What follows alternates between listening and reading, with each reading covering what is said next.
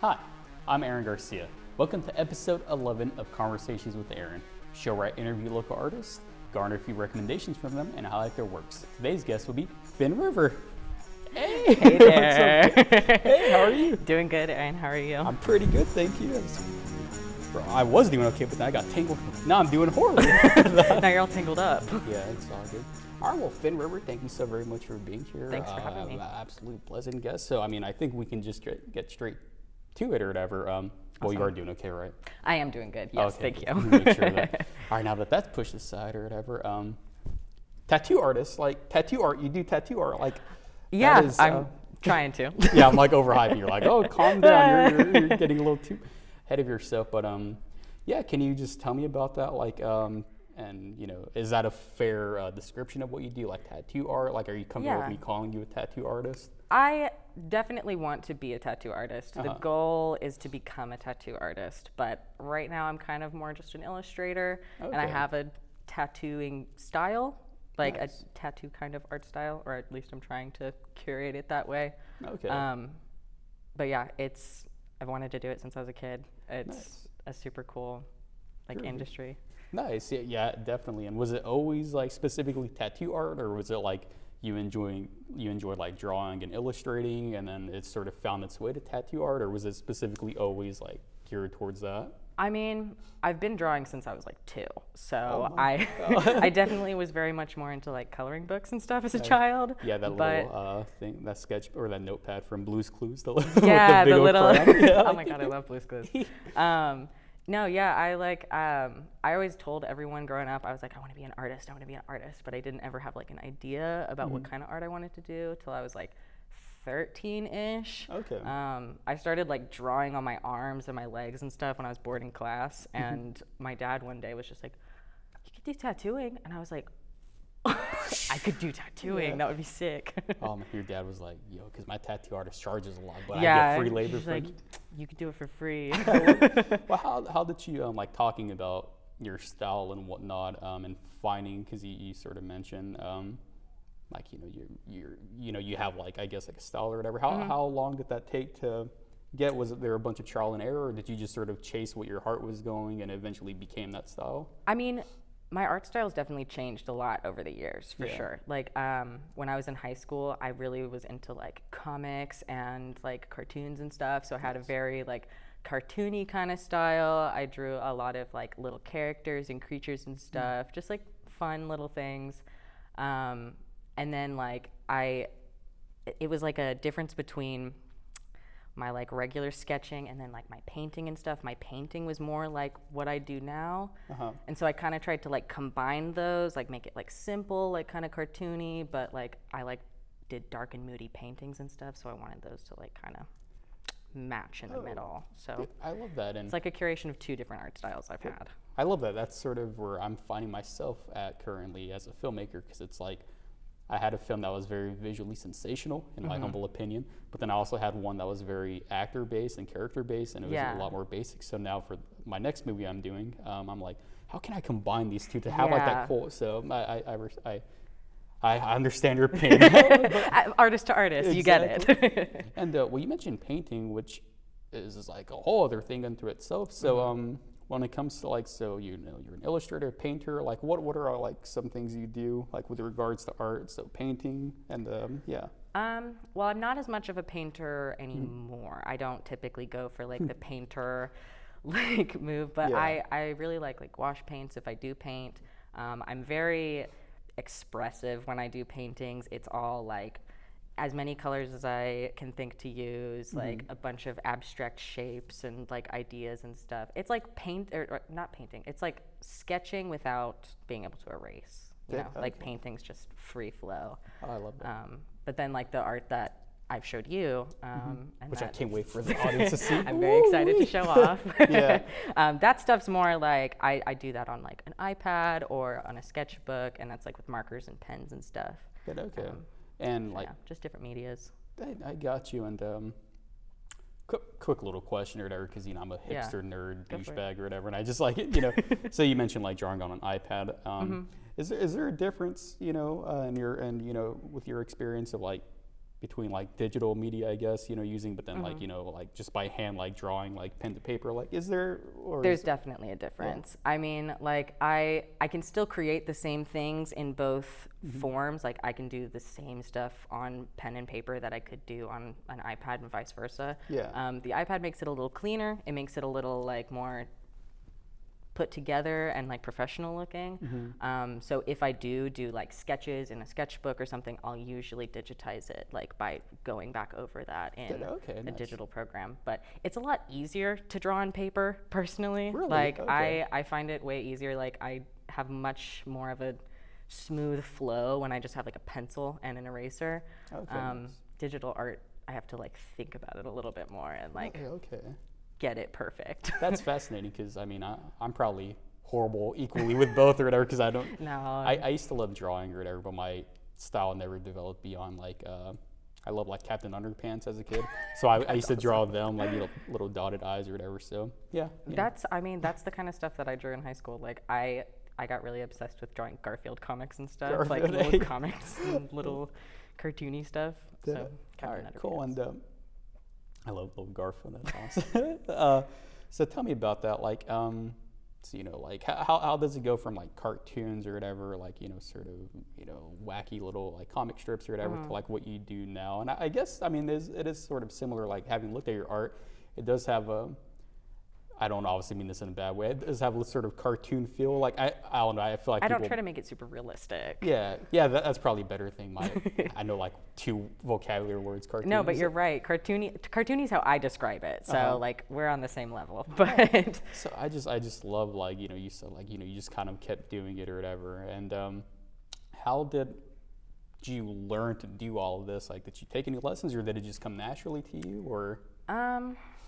I've picked up things from people over time. Like I was always in art classes and stuff in school, like middle school, high school. I always took art. That was all much more like fine art related. Like I learned figure drawing and like anatomy and shading and shapes and stuff like that. It was very much more like fancy schmancy stuff. But I just picked up a pencil when I was like 2, like I said, and started doodling. And I love cartoons, I love comics, so I kind of like went in that route and then started to love like tattoos as an art form and like kind of geared towards that way a little more. It's been a lot of things over time I love it. that I've learned from. With regards to like tattoos, how did you grow to become fond with that? Like, did you watch L.A. Ink circa 2006, and you were like, "Hey, yo"? I mean, we've all seen L.A. Ink. I just remember that being like sort of like because I guess I was 10 or whatever. I guess I'm revealing my age. Oh no, but yeah, I was like 10 or 11. I remember like that just becoming so popular, and I started seeing like tattoos like became not mainstream, but I don't know. More normalized. More normalized, yeah. It was like a lot more in the public eye as opposed to like exotic or whatever. It was like, kind of like, a lot of people. Cover your sleeves when you go to work kind of thing. So yeah, not to plug LA Ink, but yeah, how did you become fascinated with tattoo, or like what drew you and how did that happen? Well, I mean, I always knew that tattoos were like a cool thing, and like funny enough, like I don't actually remember if he was on LA Ink or. No, he was on Ink Masters, but Oliver Peck, who owns Elm Street Tattoo, my mom and him used to date. Oh, like forever ago, like the 90s. But I always kind of like grew up around people like that, like who had a bunch of tattoos or were tattoo artists. So like I always knew it was there. And then it was just like the day that my dad was like, "Oh, you could do tattoos," it like clicked, and I was like, "Oh my God, I could do tattoos, like that's sick." And it kind of just like hyper focused on it like since then. Yeah, no, I love that. That's sort of the idea of like having a calling or something, like you were interested in art and like having that tattoo sort of just in your background, and just that's really fascinating for it to click like that and like it all makes sense, like as if it was leading to that. Yeah, because like I didn't know as a kid that you could have a job as an artist. Like I always told people I wanted to be an artist, but I was like, does that mean I have to be like an art teacher? Do I have to like draw like children's books or something? Like I didn't know my options. And like tattooing's not something that you can like go to school for or anything. So like I didn't think about it. But then middle school came around, and I was like doodling all over myself, and just clicked. I love that. And so tell me about like, you know, so obviously like, so started middle school, you know, you started doodling on yourself, and how did you get experience like tattooing? And again, I know you said like, you know, it's like, well, I haven't gone on skin yet. I haven't gone on skin yet. Okay. And so how have you been working towards that, I guess, like tattoo art? Have you just been like practicing sketches or whatever? Have you been like studying other like tattoo artists? Like, okay, so that's how it works. Blah, Yeah. blah. Well, I've been like looking for an apprenticeship for about 3 years now.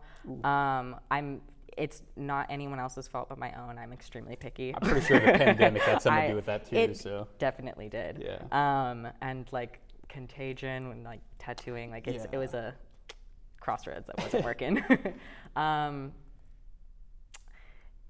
Yeah, I mean, that's cool. So you're looking for people, obviously, you know. So yeah, you're like kind of looking for studying it people. like that. It's kind of a hard thing to get into. Like, as far as apprenticeships go, like you have to like know an artist who's willing to do it.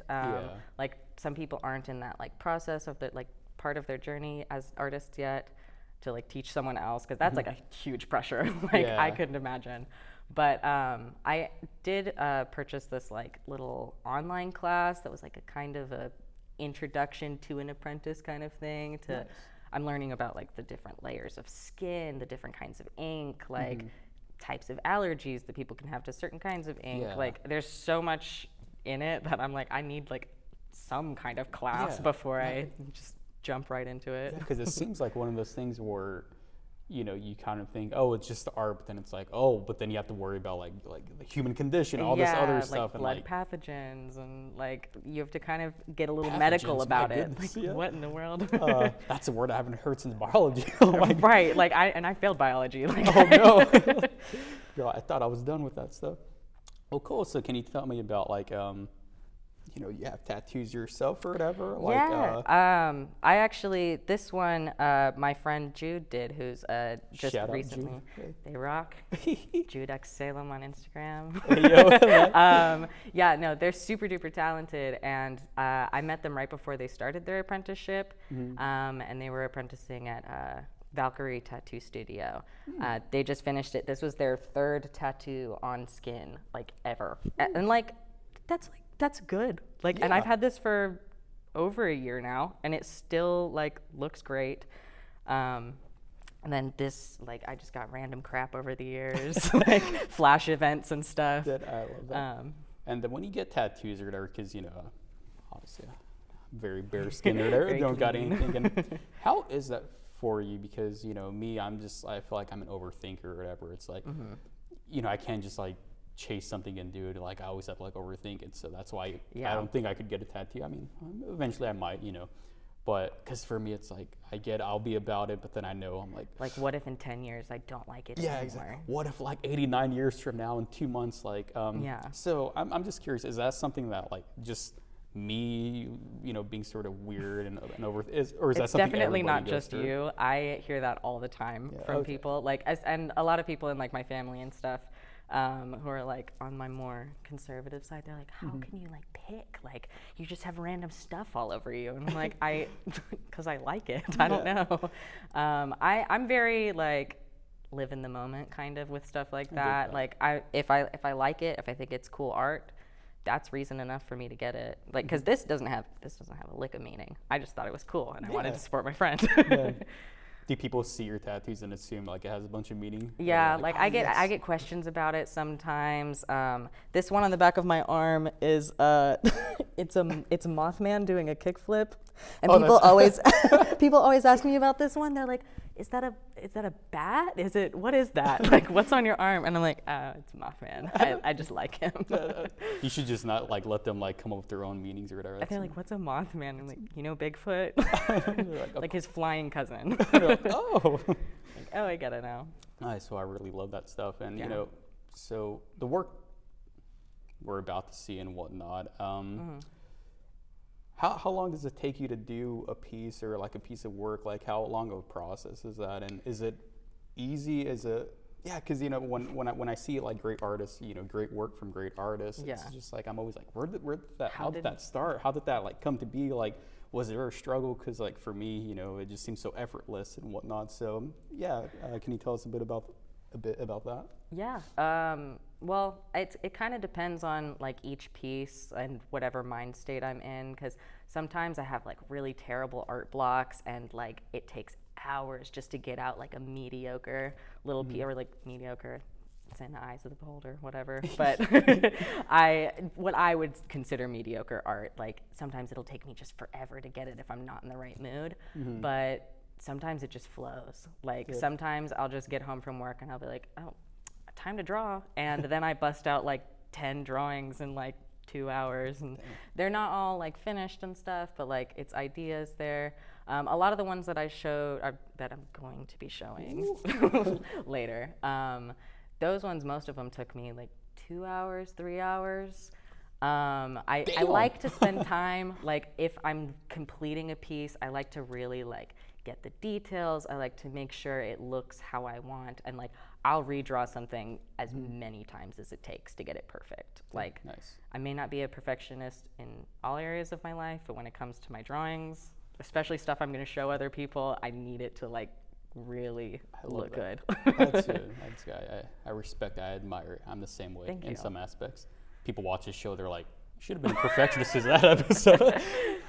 I like it. And do you have a bunch of like tattoo artist friends, like, you know, like this, you know, are you in a tattoo scene essentially? Like, do you like hang with that crowd, with whatever that crowd may be?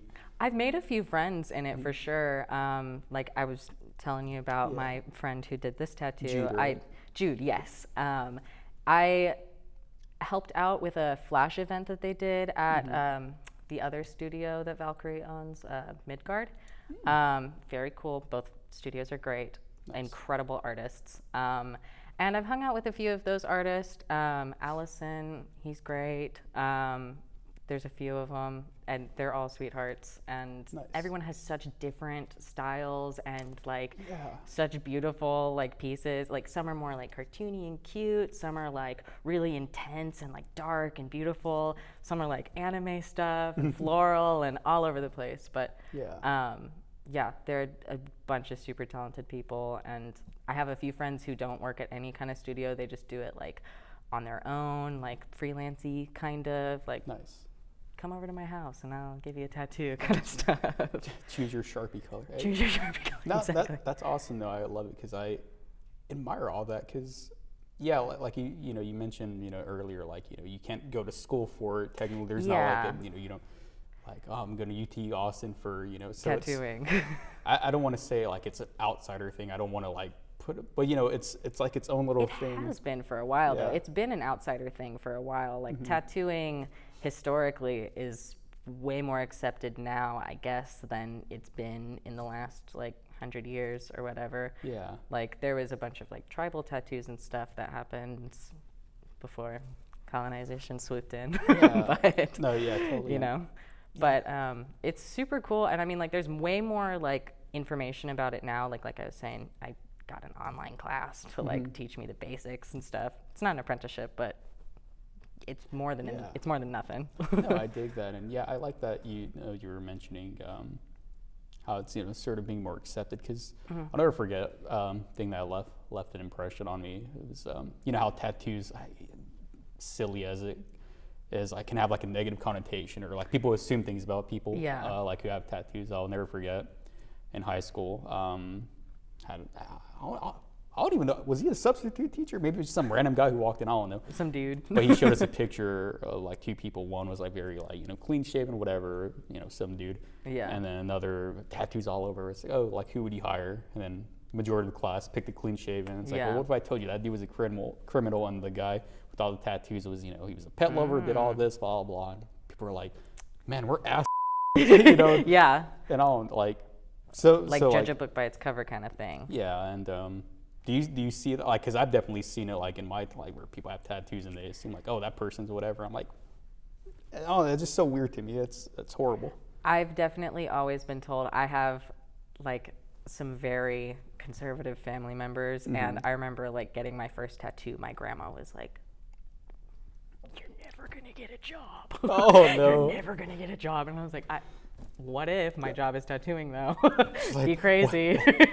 You're like, wait. It's kind of that way with like any kind of body mods though. I mean, like I used to get in trouble for my piercings at work until I was like, you need me more than I need you. Yeah, so let me keep them. And they're like, that's fine, I guess. They're just jealous or whatever. I know. Like, sorry, you can't be cool. Exactly. I'm playing. You don't have to have piercings to be cool. Your employers listen. They're like, oh, Finn, you're fired. Well, I dig all that stuff, and I really admire and respect. Because, no one should be shunned for, No, for real. Like, judging anyone by any part of their appearance is uncool. Tattoos included. I know people judge me with my glasses and think I'm smart. I'm like, first off, I'm not smart. Don't assume. I just can't see. Exactly. Take them off and run into the wall. But we're over here.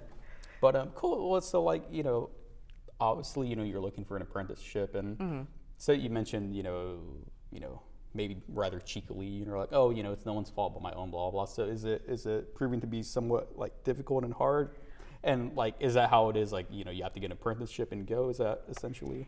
There's technically not like any rules for how to become a tattoo artist besides like getting the correct licensing, obviously. But you don't have to get an apprenticeship to get a license to tattoo. You just have to pass like a blood pathogen test and yada yada yada. Be good at it, I guess. Okay. But a few of the people that I mentioned, like I know some self-taught artists who like just picked up a gun and some fake skin and started going at it and like do tattoos professionally now. So I'm kind of gearing towards that direction now because after 3 years, like I'm getting a little impatient. So I'm kind of just like trying to like get into it and like self-teach for now. I still definitely want an apprenticeship, but worst case scenario, if I go into an apprenticeship already having taught myself a little bit, like no harm, Yeah. Can I ask like what the class you're taking has like taught you? Like, has it revealed anything? I mean, I know we were talking about the human part of it, all the stuff you have to go through, but has anything been like revealed to you, like as far as like actual tattooing that you maybe didn't know before, like? Or you're like, this is old news. Like, I mean, it's a really interesting class. It's on this little like online, there's like 1 billion different classes for 100 different things, like so many different things on there. But this one, the lady who's teaching it, she teaches about like the history of tattooing. So like I was saying, like tribal stuff, like indigenous tattooing, like all of the old like styles and traditions, like stick and poking and like all of the old stuff, and then all of the modern like applicable stuff is more about like skin, like the levels of derma and whatever, the type of ink you're supposed to use, like all that. Like it's more the medical-y stuff. She does like show, like she's like, here's how to draw a pansy, like here's how to draw a peony, like some floral stuff, and like how to make something more tattooing, because like silhouettes are really important. You want to have like a clear outline for whatever you put on skin, which it's kind of what I like, why I'm trying to gear my art style more towards like tattooing, just because you need to have a certain silhouette, you need it to look nice,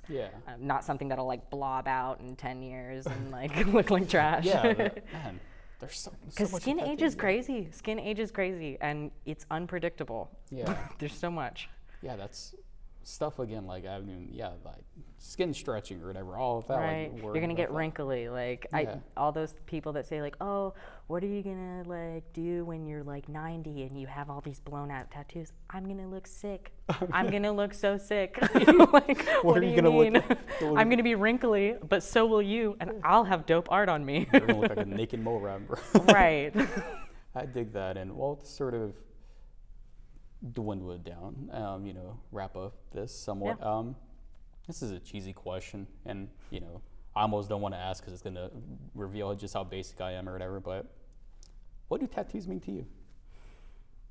I know that's such a like. Question, I know though. it's like, bro, I can't just have a damn tattoo. Somebody has to like ask me. Like, I mean, like none of my tattoos like on me mean anything to me necessarily, besides like the experience I had getting them.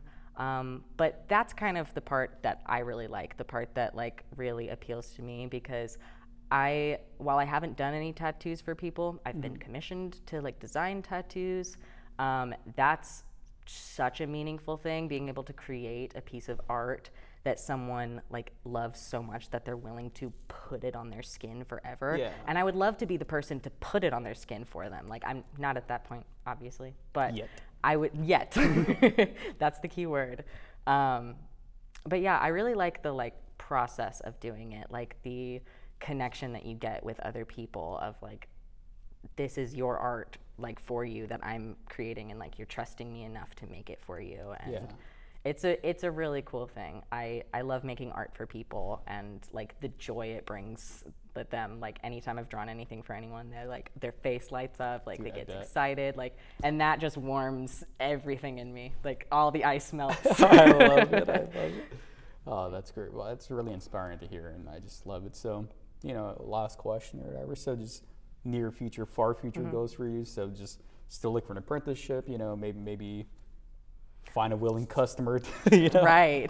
I have a few coworkers who are just like, I don't even care, just slap it on me. Nice. And I'm like, okay, bud. All right, cool. So that's sort of what we can expect from you. Just Yeah, to work. I'm definitely going to keep looking for an apprenticeship. I'm going to keep teaching myself until I can find someone who's a little bit more experienced to show me the ropes, but Nice. it's coming soon. Oh man. Well, your art's already there. Like, so it's just a matter of time. Like, your art is already great. I know you say you're growing all the time, but like, it just looks amazing. So like, once Thank it just you. gets the skin, like, just a matter of time or whatever. So that's pretty great. And Hopefully sooner than later. heck yeah, I bet. Well, we'll do a reunion episode. And, Yeah. like, he's back, and like everything's all good. Back Whatever. and better than ever. LA Inc. season 10. Yeah, exactly. You're like on the cover. But all right, well, thank you so much, Finn. For course. this interview, and I feel a lot closer to you, which was easy to do because I didn't know you before. So, We're getting there. We're friends now. yeah, and I know the audience does, and they're excited, to see you and see your art. So thank you so very much. I really appreciate that. And you ready to recommend some stuff to the audience now? I am indeed. I've got Ooh, some good ones here. Heck yeah. I didn't realize that I still already had it on the table. Oh, you're but good. I was looking because I usually put it on this side, but I didn't see the paper. I was like, Where did I put it? Cut. But- God, I have to go. Bam. But okay, the way it works is pretty simple. If you've seen any of the previous episodes, cricket. So it'll start with me, and then we'll just go back and forth. So Awesome. 1 1 2 2 3 3 4 4 5 5 6 6. You ready? Beautiful. Perfect. Perfect. Let's do it. Let's do it. No, we just. All right, awesome. Well, hello, audience of Conversations with Aaron. Finn and I are now going to recommend some stuff to y'all. I have 6 things today, as per usual, but these are, slightly different. Yes, there are some songs, but then there are also just, there's a YouTube channel and some life advice. So the first thing I want to recommend is a YouTuber who I've followed for years, and it's amazing to see how much he's grown. The YouTube channel is called Pony Smasher. It's ran by David F. Sandberg. Bro, if I mispronounce his name, or like that's not his name, it's gonna be very embarrassing. But I'm pretty sure I got it right. David F. Sandberg, otherwise known as the director of Shazam and its sequel, and previously Annabelle Creation, I think, and Lights Out, which started as a short film. Which that's how I got into his YouTube channel, because I saw the short film based on Lights Out a couple of years before the actual film came out, and I remember it creeped me out. I was like, man, this is awesome, and it's just crazy to see that, like. It's crazily inspiring to see, this YouTuber who I followed get like a Hollywood deal, and now he's directing Shazam, making hundreds of millions of dollars. It's so great. And not only that, his YouTube channel, like, he still keeps up with it. Like, he maintains his sort of like humble nature or whatever. And he's so charming and humorous and just informative, and just everything, from, all of his like YouTube, like, he doesn't make tutorials, but he just gives lessons on like, how to make a very low budget film look decent and all this. And it's just so great. He's very, I've never met him, but it feels like if he walked in, we would just get along so well. He's so nice and just personable. Yeah, personable. That's a good word. And so definitely check it out. Like, just check out all of his things. He's such a great speaker. He's, again, very informative on the filmmaking process. And again, he, having come from a very micro budgeted background to like now doing huge Hollywood budget stuff, like, it's really inspiring to see. And so definitely check him out if you're an aspiring filmmaker, and if you're just looking for a great YouTube channel. He's amazing. So yes, I implore you to check out Pony Smasher. That was my first recommendation. And Finn, what is yours? That was a good one. Thank you. My first recommendation is not only the entire cartoon Adventure Time, but specifically the miniseries Stakes, about Marceline's becoming of a vampire. Oh my! It's a very good miniseries. I think it's like 8 episodes long. Explain to me, because Adventure Time is the show, and then there's a character in it called Marceline. She's the vampire queen. Okay, I definitely should little things, right? Yeah. Yeah, the little fangs. Yeah, it's in one of the seasons, so it's not like a separate miniseries. It's just throughout the entire, like, I think there's like 9 seasons of Adventure Time. Nice. I think it's in like season 3 or 4. There's just an 8-episode segment that's like a miniseries called Stakes. Dang. It's really cool. It's like kind of tarot based, like all of the like old vampires and stuff. They have like a different little intro that's a little bit more like her on her bass. It's cute. It's fun. Okay, she plays bass. Do they cover Francis Forever by Mitski? They do. That's actually how I discovered Mitski. That's how I discovered Mitski. That's how I discovered Mitski, because I was like, that song rocks. Like, why is that so good? Yeah, because my friend Mari, back in high school when we met, she introduced me to Francis Forever. I was like, oh, cool. And when I checked it out, I looked it up on YouTube. And it pulled up the Adventure Time thing, and I was like, oh. I was like, is Mitski Adventure Time? Is Mitski an Adventure Time character? Yeah. That would be awesome. Yeah, I hear great things about Adventure Time. I know. It's a great show. Yeah, a great show. And what was it? Jake and Finn? Finn and Jake. That's how I also tell people to remember my name. They're like, oh, Finn, that's a fun one. I'm like, it's like Adventure Time. Like, if you can remember that, like, you can remember my name. Yeah, it's a really good show. In general, very like emotionally mature, but like still like childish and sweet, and it gives me crazy nostalgia. And Stakes is a great one. It's a really good little miniseries. Thank you so much for that. I've been meaning to check out Adventure Time, and maybe the purpose of me making this show was to eventually have this episode so I could get to Adventure Time. Thank you so much, Finn. I really appreciate that. Check that out, y'all. I know you aren't going to regret it. And second thing I now want to recommend is a song which longtime viewers may remember. I recommended the pilot episode, but since we're sort of retconning it or whatever, I'm recommending it again. The song is "Rooftop Dancing" by Sylvan Esso. Came out at, I think, the perfect time when I heard it was during the pandemic, and it was, again, the production of the song is very sort of sparse. It's dominated really by, I guess, sort of like a nice little bass groove along with Sylvan Esso's vocals, and just, it makes me think of just summer days. And again, it's so meaningful to me because, again, I heard it during the pandemic, and it just got me through that whole thing, along with other things, of course. But yeah, it's just such a great and lovely song, and I don't know, I think everybody should listen to it. If you're not going through like the best of times, if you're, sort of struggling sometimes, if, you feel aimless, just really check out this song. I don't know why or how, but I feel like it'll make everything feel okay for 3-4 minutes. I don't know duration, but just check it out. It's a very warm song, and I don't want to say it changed my life, but it really just made my life feel changed upon listening to it. I'll pretend like that makes sense. But, no, it does. It made perfect sense. But yeah, so check out Rooftop Dancing by Sylvan Esso, an absolutely fantastic song. You won't want to miss it. Bam. What is your second? That was a great one. My second one is actually also going to be a song. And it's a kind of a similar vibe, and also got me through the pandemic, so. Respect. Makes sense. Pretty Pimpin' by Kurt Vile. Kurt Vile, shout out, yeah. Yeah, he's super great. And that song got me through it, man. It's about like dissociation and being like feeling super disconnected from yourself, not recognizing yourself in the mirror, but also at the same time being like, I don't know who that is in the mirror, but he looks kind of cool, so I guess I'm having a good time. I love that. It's goofy, it's sweet, but it's also pretty real. Nice. Fun. Yeah, Kurt Vile, it's the funniest thing because one of my favorite artists is Courtney Barnett, and Courtney Barnett and Kurt Vile have that album. The album, yeah. Continental Breakfast is one of my fave songs, too. It's the funniest thing, though, because I was at the Grapevine Mills Mall one day. I was waiting for my friend to come, and so I was walking. It wasn't Barnes & Noble, but it was like a bookstore, and it had a bunch of vinyl, like, records. So I was walking around, just chilling or whatever, and I'm just like looking. And I remember seeing, I forget what the album is called with Kurt Vile and Courtney Barnett. It'll appear here. Boop. Yeah. But I remember seeing it. I was like, oh, that looks cool. And then my friend texted me that she's like, hey, I'm here. I was like, okay, so I have to leave. But I was like, I wanted to remember the album. So I took a picture of it, like quickly. I was like, and then I left.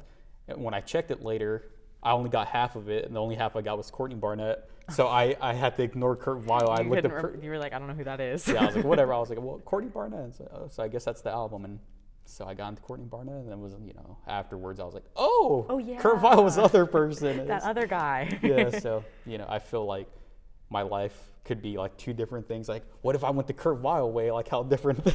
I feel that. I definitely went the Kurt Vile way. I discovered Courtney Barnett because of him, actually, because I was listening to his That's stuff. so cool. Then found that album and was like, oh, she's cool too. Her song Avant Gardener, also a great song. Oh, I know we're getting such a off track. Avant Garde, right? There's a live version. I think she's performing for. I don't think it's Tiny Desk. What is it? It's Tiny Desk Rocks. Yeah, what is it's on 91.7 KXT, like cafes. I don't know, but it's essentially I heard it there first or whatever. So I always thought that was the actual version. Then I heard the studio version. I was like, what is this? What's going on I was here? like, oh no, I've been listening to a live version the whole song, but fantastic. I'm seeing her on August 31st, by the way. Nice, congratulations. I cannot wait. Yeah, that's gonna be so fun. Yeah. Oh man, my legs aren't. I got VIP tickets, dude. Oh, that's sick. Yes. Okay. No, we're back on track. I'm sorry about that. Back on track. Thank you for that. Of course. Cool. So the third recommendation I now want to offer to y'all isn't anything. It's just a piece of advice that I've come to appreciate as a kid. It's cleaning, rearranging furniture, just giving yourself a change every now and then. That's I don't know how I'm gonna word that, but it'll pop up. So whatever. I guess I figured out a way. The purpose of this, some backstory. When I was a child, my mom would every now and then tell me and my brothers like, okay, we're gonna rearrange all the furniture. We're gonna put the TV here, and me and my brother were always like, what?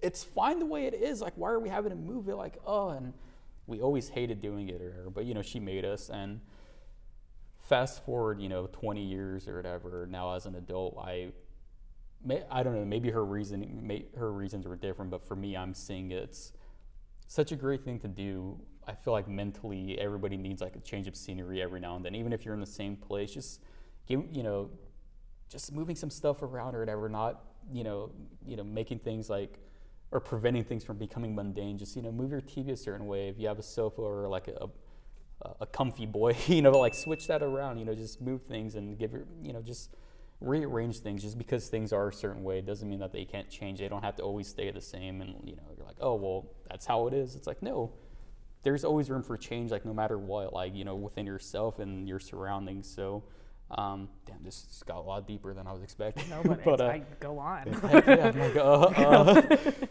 yeah. So really do that. If maybe I'm revealing some stuff about myself too. Like I feel like I'm in a much better place than I was, a couple of months ago. Just if you're going through it, if you're just, feeling tired with life, and again, like I said with the Silvanesso thing, you're feeling aimless, just try this out. I know it sounds dumb and it might be, it might take some work or whatever, especially like, well, I have all these knickknacks. Like, well, how am I going to do it? But just give it a shot. Give yourself a shot at doing this. And I think heck, do this while listening to Silvanesso Rooftop Dancing. It'll be the perfect combination. And, I think it'll be okay. I'm really trying to promote just good mental health or whatever, because I know I've been through some downtime, so I want all of y'all to experience, and that's one of the things that helps me. So I hope it helps y'all. Bam. That was such a good one. Thank you. Such a good one. Thank Mental you. health does matter, and your space is a reflection of your brain space. Yeah. Mine again. Like we say, we're like Whataburger bags, and I'm like, no. Taco Bell sauces. Yeah. So what is your third recommendation?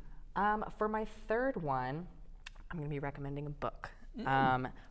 It's also a book that I have not read cover to cover completely, but I've read the beginning and the end and quite a bit of the middle. I get distracted at night and doze off and forget where I am. I dig that. But it's Burning Down the House, spelled Haus, by Tim Moore. Mohr. I don't know if I'm saying it right. Tim We'll Moore, verify. I think. But it's about the fall of the Berlin Wall in East Germany. It's about like punk rebellion and like anti-police and anti-oppression. It's super, super cool. Really great book. I love history. I love punk. Like it's Perfect combination. a perfect combination, and it's really well written. It's like really, it kind of feels like you're having a conversation with someone almost, like someone's telling you about like something that happened. I really like how it's written, and it's got really cool like stories and accounts of like what that was like for punks in East Germany, like when the Berlin Wall fell. Like, is it like a sort of realistic fiction type thing, or is it like an account of that? Like what kind of like nonfiction or? It's kind of like a series of accounts. Okay. It's like not all firsthand accounts. It's like historical like information and stuff combined with like bits and pieces of other people's stories, and it's really good. It's a really, really good book. That sounds good. Yeah. I love historical stuff too. Like I don't know. Like I forget the word, but in German, the way I'm pretty sure I'm right, but if I'm wrong, I apologize. But like the word history in German is essentially his stories. That's how you. So it'd be like air blank. I forget what the other word is, but it's air something. That's how you'd say history. And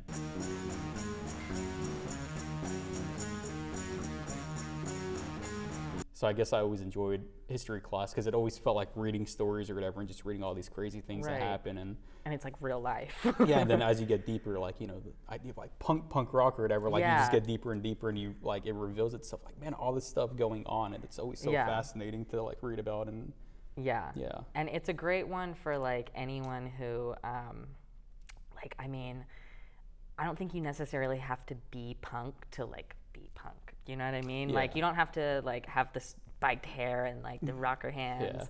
But just like being an outcast, being like on the sidelines of history, being like repressed and like downplayed and diminished. I feel like it's a really good book to read if you are like have experienced anything like that. Like it touches a lot on like police brutality and like what was going on with like German police at the time, and it's just it carries, and it's a really good book. Nice, I love that, and that's the best type of work or just art out there that like resonates with people on a deeper level than that, and like really holds. And that's what your art's going to be doing soon enough if it hasn't already, so that's great. Hoping so. Yeah, it will. Well, thank you so much for that. I love books, and shout out to my friend Stefan. He's always like, Aaron, you need to have more book recommendations. I'm like, well, I'm illiterate. I don't know any books. I don't read. But hey, I recommended it because it was the first book I picked up in a while. Like it's a really good one. So nice. All right, Stefan, you better be grateful. Comment down below that there is a book on the list. that you watch this. Awesome. Thank you so much, Finn. I really appreciate that. And all right, the fourth recommendation I want to recommend to you all is similar with the last one. It's something I enjoy personally. I hated it for the longest time, and I still kind of do. I still hate it with a full passion, but it's jogging / I guess walking. I'll also put that. Just getting out. Getting out of like your office space, your work, school, or whatever. Just enjoying sometimes the nature of things. I know that was something I never really cared too much about until I took the time to just go on long walks, just listen to music or whatever, get like purchase an album and just go through the whole thing or whatever, and just really enjoy the scenery and whatnot. Just I don't know, man. This episode is becoming so I don't know, but it's. Because like as I'm growing older, just you look and you see trees, you see just families or whatever, like children, animals, ducks or whatever. You see all this stuff and just appreciate your surroundings sometimes. I know maybe like Aaron, that's easy for you to say you're around trees. I'm over here. I totally get that and I respect that. But just if you can, just go for a walk sometimes. If you're not feeling it, just kind of force yourself to do it. Listen to some music. Just look around. Just enjoy sometimes. I know it's hot as hell right now, but that ice storm could happen again, and so just enjoy like the sun being out, the blue skies, grass and nature, little beagle puppies, running around. Just take the time to walk. So I guess this is jogging grass. and walking, but yeah, just touch some grass. touch this, just, like taste the grass. Get arrested for licking the grass. But get off my lawn. exactly. But yeah, just take the time to enjoy nature. I guess would be a better way to say it. While walking and jogging perhaps. Yeah, just do that, man. Yeah. They're like, man, Aaron became a hippie. I guess so, but do it, man. Just heck go on yeah, walks. bro. Passes. Yeah, so jogging. That is my fourth recommendation / whatever else Walking. I said. What is your fourth recommendation? That was a good one. Thank you. My fourth? Yes. Mm-hmm. My fourth is going to be a YouTube channel called Ask a Mortician. It's run by this woman named Caitlin Doutry. She's a death positivity advocator. She's super cool. She owns a funeral business somewhere. I remembered before I came in. I fact checked, but I can't remember where she is. Point somewhere and I'll have it pop up once you go. Somewhere. But she's awesome, and she has this YouTube channel that I've followed for years. There was a brief period of time where I was like, I'm not going to cut it as an artist. I'm going to go to mortuary school. Nice. So I found this chick, and she's super duper cool. She talks about famous deaths over time. She's talked about famous corpses and stuff. She has a whole little mini series dedicated to that. She talks about death traps of the world, like Everest, for example. She talks about all these different death related things, but is very nonchalant about it and kind of funny about it. She makes it comfortable, and I feel like a lot of people, especially these days, are very uncomfortable with the idea of death, and we've been confronted with it face to face a lot in the past couple of years, and I feel like we all are going to get there. So might as well kind of not necessarily desensitize yourself to it, but become comfortable with it. And she's a great speaker. She's super charismatic, super funny, super sweet, and still very factual, very to the point. She makes sense, but she just makes it more positive. She has a whole bunch of stuff on death positivity and being prepared for the afterlife, kind of, or lack thereof, if that's what you believe. But I dig that. It's super cool stuff. Yeah, I like that. That's a great thing about many episodes I've social media is horrible, but then also there are great things to have people putting out content like that. That's I guess somewhat niche or whatever. Fair. But appealing to people or whatever, because that's something I never would have thought I enjoyed, but the way you describe it, I'm pretty sure I'd find it fascinating. You would love it. I just know you would. And so just it's I don't know, just so great, the outlets that we have to talk about things and to sort of humanize or like you said, just to make comfortable with and certain stuff things. You wouldn't normally see. I really love to learn about things that make me uncomfortable. If something makes me uncomfortable, if I'm super scared of death, because I used to be big scared of death. I was I'm gonna die someday. That's terrible. And then I found this chick, and I, along with other things, she's not the only reason I'm not scared of death anymore. But she's a really great speaker, and I feel like she could make anyone be oh, it's not that bad. Not that mentioned. Even the scaredest person, oh, actually, it's not terrible. Old person on a little lifeline. Okay, boop. I guess I'm good now. That's really great. I really appreciate that. I'm always looking for just things to broaden my mind, because I always want to educate myself on a variety of things or whatever. I love learning. I love experiencing things. Me so too. Thank you for that. Of course. One more time, what was the YouTube channel called? Ask a Mortician. Ask a Mortician. It's one little word. She doesn't have spaces between it. I feel like I've seen it on the the recommendations or whatever. Probably. The She's YouTube the gods dark-haired lady with the bangs. Yeah. The YouTube algorithm be crazy do sometimes. be I'm like, crazy. all right, well, I guess I'm into this now. I guess I'm watching death positivity videos. Thank you, YouTube gods. Yes, I take your sack. I will now look at Anything this for the algorithm. exactly. Oh, if only they could help this show or whatever, put it on so we can start getting thousands of views. I dig that. Thank you so much for that. I love that Of course. recommendation. All right, down to our last two. Spooky. Not spooky, but I love that word. But the fifth song, so now we're going back to sort of my usual recommendations. The fifth thing I'm going to recommend is a song that, again, longtime listeners will remember I recommend on the pilot episode, I think. But it's Lovers Rock by TV Girl. Shout out to my coworker, Jackie. You know, she would always play like the best music. You know, she'd be like, I always loved it because, you know, where I work, you know, she'd be like making drinks or whatever, and whoever would be making drinks, you know, would like have a radio and they'd be playing their music. Shout out to all the service bar people, by the way. Like, you guys always had like amazing music. I was like, I'd be running a food tray, but I'd have like Shazam, but like, yo, I need to Shazam this song real fast. What song is this? I drop the food. But Lovers Rock was one of the ones I heard, and it's one of those things, like, you know, anytime it's one of my all-time favorite songs now, and it's so great when you listen to something and there's like a familiarity to it. I've realized now that when that happens, it usually means like, oh, this is something that I'm going to cherish forever, and that's how it was with this. It's akin to like when I listened to Smells Like Teen Spirit for the first time. You know, all the hipsters are like, how dare you compare Nirvana to, you know, but just you get what I mean. Like, sometimes you just hear something and you know, like, this is going to be a big deal to me. And Yes.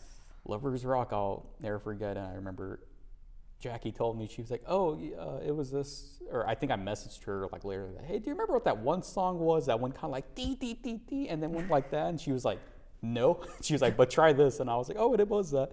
So yeah, Lovers Rock, very chill song and just great. Have you heard it, by the way? I love that song. Hey. I love TV Girl. That was one of the songs. Me and my old roommates, we used to blast that song in our old apartment, like all throughout the pandemic. Get a Such text from good your one. neighbor. Turn that up. It's like, My hey. neighbor was deaf. She was this old lady. She was deaf. She's so awesome. She's so sweet. She could never hear us screaming and doing the crazy vibration. stuff. She's like, it feels nice though. Like, She's like, oh, you kids keep me young. Love Miss Dory. Shout out Miss Dory. the mom from Mean Girls. Oh, bless you. literally her, but like this tall, tiniest lady. Shout out that. I love that. Well, yeah. I mean, probably the best recommendation. Probably got TV Girl's Finn great. back in it too. So, yeah, check out TV Girl themselves too. Great band. But yeah, if you want to start somewhere, go with Lovers Rock. What is Such a your good one. fifth recommendation? That is a great one. Thank you. My fifth recommendation is a movie. It's not a movie that is unpopular by any means. It's by Wes Anderson, called Rushmore. Rushmore, yes. Everyone and their mom has probably seen it, I'm sure. But I resonate very deeply with Max Fisher, Oh, and which is, if you've seen it, an issue. But that movie is so good, and it's one of my comfort movies. Like, anytime that I'm like in a rough place, or if I just like don't know what to watch, honestly, or if I'm like trying to relax for the night, like I can put it on for any rhyme, any reason. It's one of my favorite movies of all time. I had it on DVD as a little child and was just like, that's me. I'm Max Fisher. Oh no. I love it. So I assume that's your favorite Wes Anderson movie? It's one of them for sure. It took me a minute to decide which Wes Anderson movie I was going to do, but that one I was like, I have to do Rushmore. Nice. I think that I need to watch it again because I watched it years ago when I got into Wes Anderson, because he was one, like, first sort of filmmakers I got into were like Martin Scorsese, John Singleton. Yes. And I think Wes Anderson snuck. He was in there. Yeah, because I think Fantastic Mr. Fox came out and I discovered like IMDb. So, you know, you just type in, you see the whole, but I think I love Royal Tenenbaums. I think that was my second one that I was going to be like, I'm either doing Rushmore or Royal Tenenbaums. Third pick would have been The Life Aquatic, which is a really good one. I think that's like the most Wes Anderson movie. I think that's like, it's super like surreal and weird. the like film stock or the color changes when Bill Murray's like blindfolded or something. Yes. And then it's like The Jaguar Shark. Yeah, exactly. A little stop animation. All of it. So I always good. love Rushmore's sort of story behind, or not behind it, but Pauline Kael. I don't know if you know who that is. She was a very prominent film critic, and Wes Anderson and a lot of other filmmakers really admired her writing. Because like she'd either write like glowing reviews, she would also tear movies apart. Nice. Huge or whatever. Like you know, you talk about movie critics, she's easily probably at the top. But Wes Anderson was a fan of her, and so that movie came out in '98, something like that. 98. So at that point, I think she was probably like 80, or she was really old. She passed away like not a couple years after. But anywho, since he was a fan of her, and yeah, that was like his second movie because he made Bottle Rocket, I think that, and so he wanted to show her it, and so he set it up somehow to where like, you know, he got her like a private screening, and she went, and ain't like this fragile old lady, which I just love this story because I feel like it could be its own little movie by Wes Anderson. Yeah. But like, you know, he got it, you know, he showed it to her or whatever, and you know, he's kind of like, you know, nervous or whatever, and then like twiddling his thumbs. Yeah, and then like, you know, obviously, you know, he has a style or whatever, which is prominent in the film, and then so afterwards, you know, he's like, so what did you think? And she's just like, that was something. And like, she was just so stone-faced. But the story apparently ends there, but I think, if I'm not mistaken, she ended up writing a letter or something where she was like, no, I actually did really like it. That's fun. But it was just the funniest But thing. her initial reaction was, that's like, something. She was like, what did I just watch? Like, I can understand that reaction to Rushmore from a critic. And like, especially because she was like, again, like late 80s or whatever. Yeah. So yeah, just a fun little story about Rushmore. But I didn't know that. That's a cool one. Yeah, it's pretty funny. So thank you for that. And of course. Dang, now our sixth and final recommendation, yo. Do I want to go with this? Yeah, I think I'll go with this. Do I? Yeah. I'm gonna recommend another. Whatever. It's Led Zeppelin. I'll recommend it, of course. They're amazing. They're awesome. The sixth and final recommendation I want to recommend today is a song by Led Zeppelin. One of my favorites. It might be like my second or third favorite of all time from them. It's "Hey Hey What Can I Do," which I don't believe this appeared on any of the albums. I think, if I'm not mistaken, it was like not even a B-side. I think it just sort of existed and it didn't come about until like years later, something like that. But yeah, an absolutely great song, just so great. It's all acoustic guitars, you know, John Bonham's drumming on, and everything just so in sync. And I feel like it's very reflective of just how talented the band was and how in tune they were with one another. Like, just, man, such a solid group. I mean, you know, John Paul Jones' bass or whatever, you know, his bass line throughout it just sort of riding the whole way. And then Jimmy Page, you know, multiple acoustic guitars he's playing, and then, you know, Robert Plant's vocal is just so great. Like, it's so just. Have you heard this song? I'm trying to think of if I've heard this song because I love Led Zeppelin, but well, I'm not gonna say I'm gonna get copyright strike. Oh yeah, don't get in trouble. Yeah, it's such a great song, and it's so hard to. I wonder if it'd be folk or it's an acoustic song, but just so great. It's so groovy, and I think. I don't know. Personally, for me, I think it encapsulates Led Zeppelin as a whole. Or whatever. If you listen to this song, I feel like you can sort of understand them, like great songwriters, great musicians, and just the skills. Yeah, the skills, and just being badass, and just there's a reason why they're one of my all-time favorite bands, and why they're considered one of the all-time greatest. So yeah, check them out if you haven't. I'm pretty sure damn near everybody has, like in one way or the other. But if you're looking for a place to start with "Hey Hey What Can I Do" by Led Zeppelin. And that is my sixth and final recommendations for the weekend. Finn, would you like to finish us off? I sure would. My final piece of recommendingness. Yeah. My final thing is advice. And it's that everyone, I think, should learn how to use a cool weapon. Nice. And not sure, learn how to shoot a gun if you want to, but swords. Bows and arrows, throwing knives. Like, I feel like we need to bring back the the range of weaponry that people can use. Like, imagine if people just started carrying around swords again. Like, you can have concealed carry with a gun. Why can't I have a sword?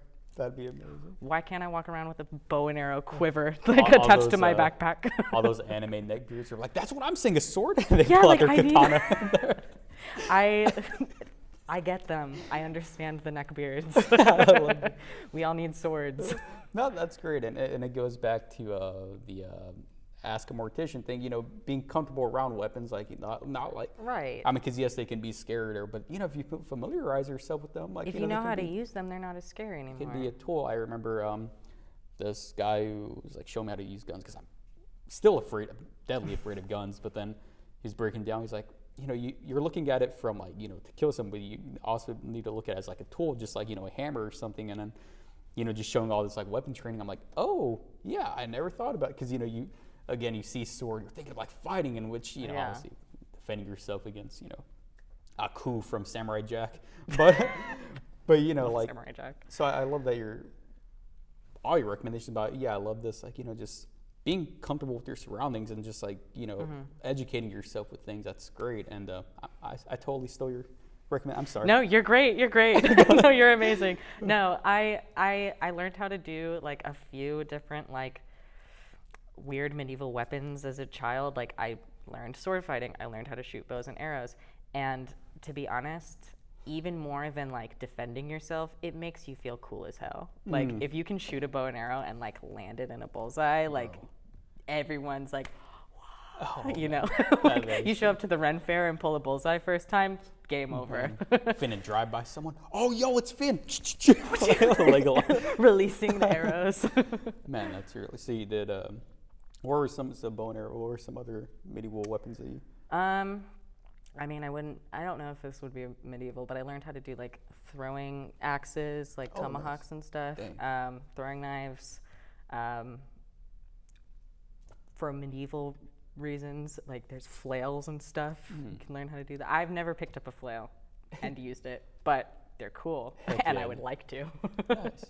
Awesome. Well, man, you had some amazing recommendations. I tried really hard. Hey, well worth the wait, dude. Those are great. And thank you. I love all of them, and especially that last one. That's great. And I feel like a changed person now. Thank you, Finn. But no awesome. problem. Well, thank you so much for that. I loved our recommendations. I know the audience does. And I think we're going to take a quick little baby break. And when we come back, we're going to look at your work. Are you excited for that? I am very excited for it. I've been looking forward to it. Heck yeah, me too, dude. Well, alrighty, I'll stick around. You won't want to miss it. Boop. All right, cool.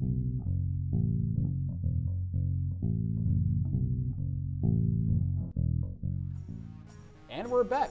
Thank you so much for sticking around, y'all.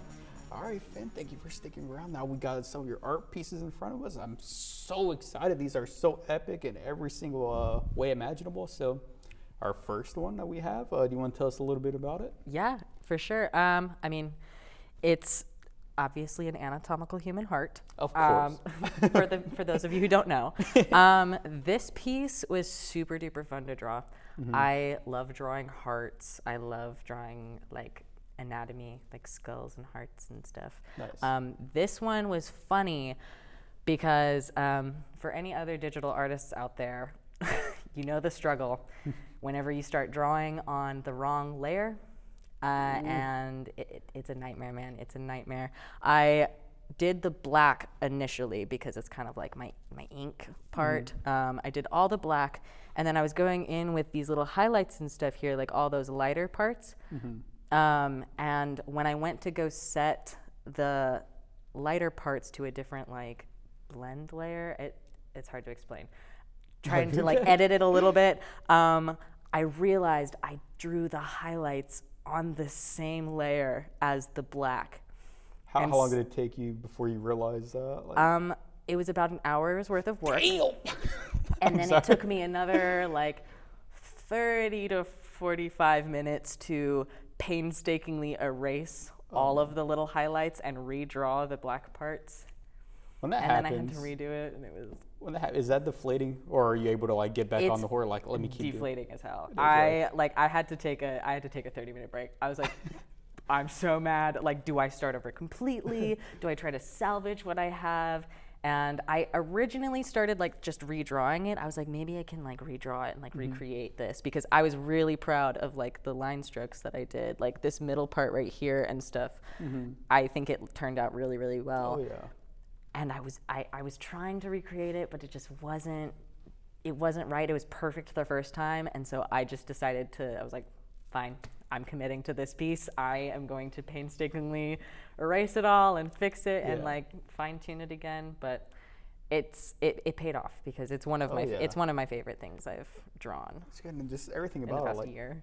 heck yeah, and just everything about it, the detail or whatever. I'm gonna make sure I zoom in on all this, and just okay. So you mentioned, because because I use Photoshop, so I'm aware of like layers or whatever, crafting that and whatnot. So, this might sound like a basic question. I apologize, but how many layers does this consist of? Like, if that's something that's like knowable or even like significant. I would initially have like a sketch layer, so if you're counting that, that's one. Then I have like the ink layer, which is all the black work. I do that all on one like layer. I go in like and fill in the whole back with like a red wash kind of. Then there's like these darker like shadow areas like towards the bottom of the heart, towards like the center, and then on the like edges and stuff of the valves. That's its own layer, and then the little highlights and stuff. So it's not that many. It's like 5, 6 maybe. I don't use a whole lot of color or like blending or anything. Like my style is very like kind of blocky, kind of like dark. There's not a bunch of like intricate shading or anything. I kind of just gradient it and add highlights. Yeah, and I want to ask like about the process of doing this. So it starts with like the outline. Like I'm going off of my basic stick figure. I get you. So you used to do that. What do you do with the coloring book? Okay, you got the outlines and then you color the inside. Like, is that kind of like that? Yeah. I mean, like yes, it's very much like a coloring book though. Seriously, because like I do start off with like a sketch. I'll usually take like, if I'm doing digital, I'll use like a red brush just to kind of like get it like an idea of the shapes and the places that I want things. This I did use a reference picture. Like I'm not a mastermind, like I don't know exactly what a heart looks like. I looked at a reference photo and then just kind of drew what I saw like in shapes, and then like shaded in spots that I thought would look good, darker and blah blah blah, figure it out. And then I go in with the ink and just have fun. That's kind of my like happy place. Like anytime I'm inking and doing like the little dark details, and that it's so fun. It's therapeutic as hell. I can just zone out. Oh, I love that. So kind of 3 things I want to ask you. Yeah. So I'll pick the one that there are 2 that are related, and then the other one started with something. So I'll take that. My index finger. So when you're doing something like this, because again I'm just looking out like intricate. It's like all that little detail, and the black lines and everything. Like, is there constant like modification? It's like do you like lines, and then you're like, are you constantly going back, or is it streamlined? It's like I will redraw a line 10 times before I like it a lot of the times. And I mean like all these little details like in this top valve up here and like those little squiggles down there, those were kind of like flowy. Those were kind of easy because it wasn't there isn't a specific shape that's supposed to be there, those are kind of just little details and stuff. But then like all of these big lines and like that centerpiece and like all of the like valves and stuff like that, I would redraw like a bunch just to get it like in the perfect place, like the place that I thought looked best. Like I'll draw something and then like realize like 10 minutes later I'm like, I kind of want to like change that a little bit. I'll go back, erase it, like redraw it. Nice. So I'm glad you said that. So there are like like when it comes to the details, at least like there are some things that you give yourself like the freedom, like okay, I can kind of be loosey goosey, but then there are things that like require like a lot more thought, a little bit more precision, and like the highlights and stuff. Most of that was really like free flowy, like all the little dots and stuff. Like I didn't really go back and like redo them. Like these long ones, I might have to like redraw a time or 2 just to like get it straight and like make it align with everything else. But most of it's really intuitive. Like I kind of just like put my pen wherever it feels like going, and sometimes it looks good. What are you doing, Han? That's great. And so now 2 things I want to ask you. I'm going to ask the first one, then you'll probably be able to assume what the second one's going to be. What was the hardest part about this?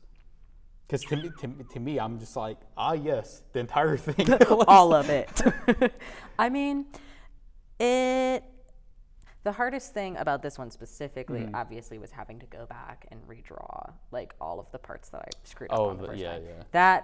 But like generally, I would say that like coloring is harder for me. I'm not a super colorful person. I never like it's I can't like watercolor or anything, and that's very like flowy, colorful, like kind of art. I'm very much like an ink person. So like even as far as like digital art goes, I focus on like lines and black work and like the outlines of everything kind of, which some artists are like anti-outline, like it's especially with like digital art and stuff, everyone says that like black outline looks like tacky or corny or makes it cartoony, but I kind of use that on purpose to like give it that kind of like poppy, cartoony, like not totally realistic, like that's not an unrealistic heart. It's anatomically like realistic, but stylized to be more like cartoony. Yeah, no, I get that. I love that. Yeah, and that's the best type of work, I feel like, combining two different art styles to combine. Yeah. And thus, Finn River's heart. My art.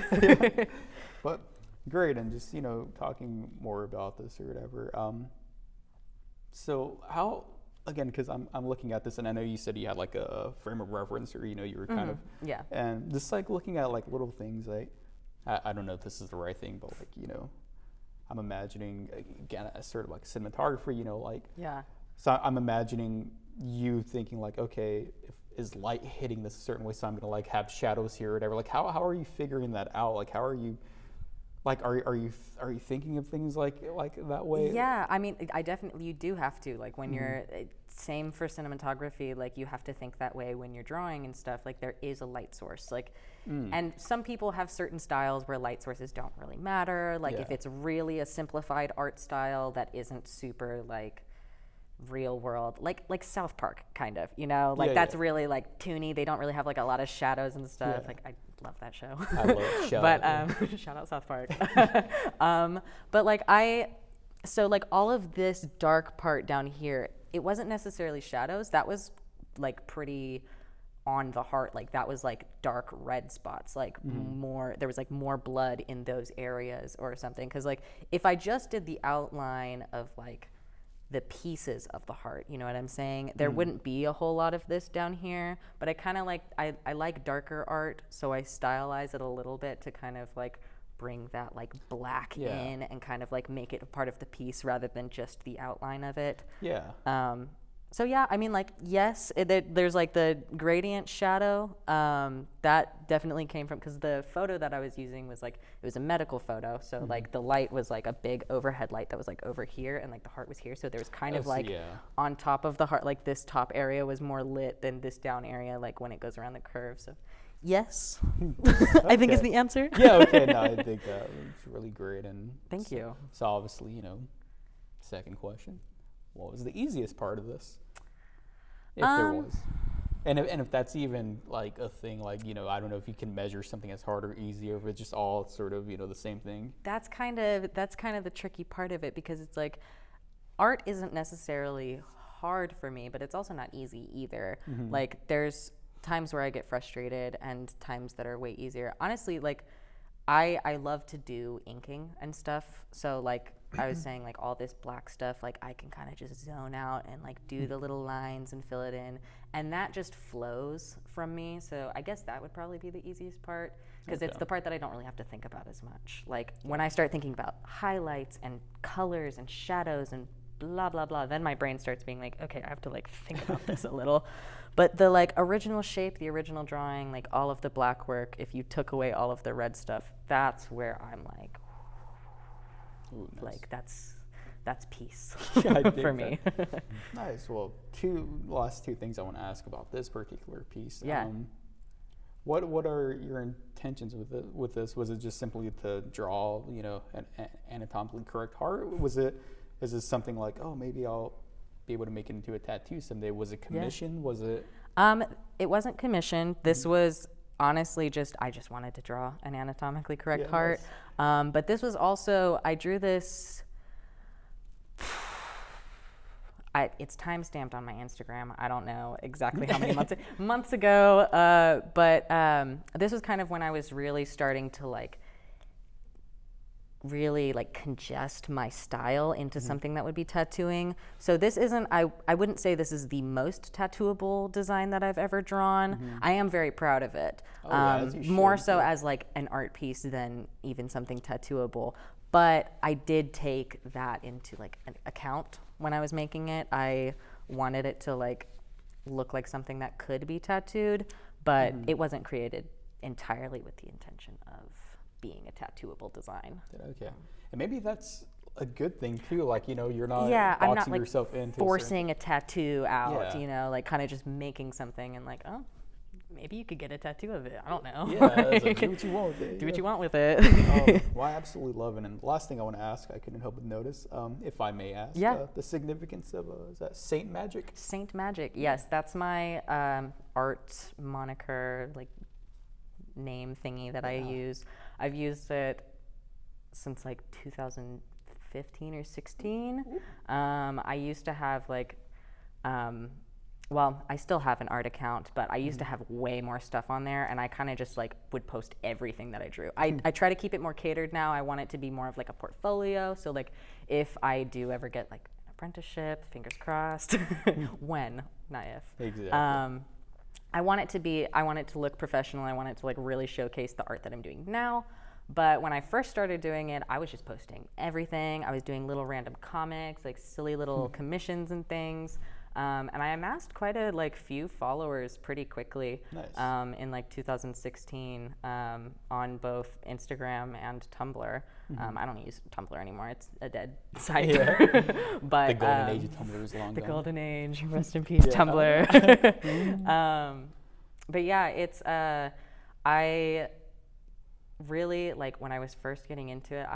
I've always done like kind of dark art, like gothy, emo, whatever.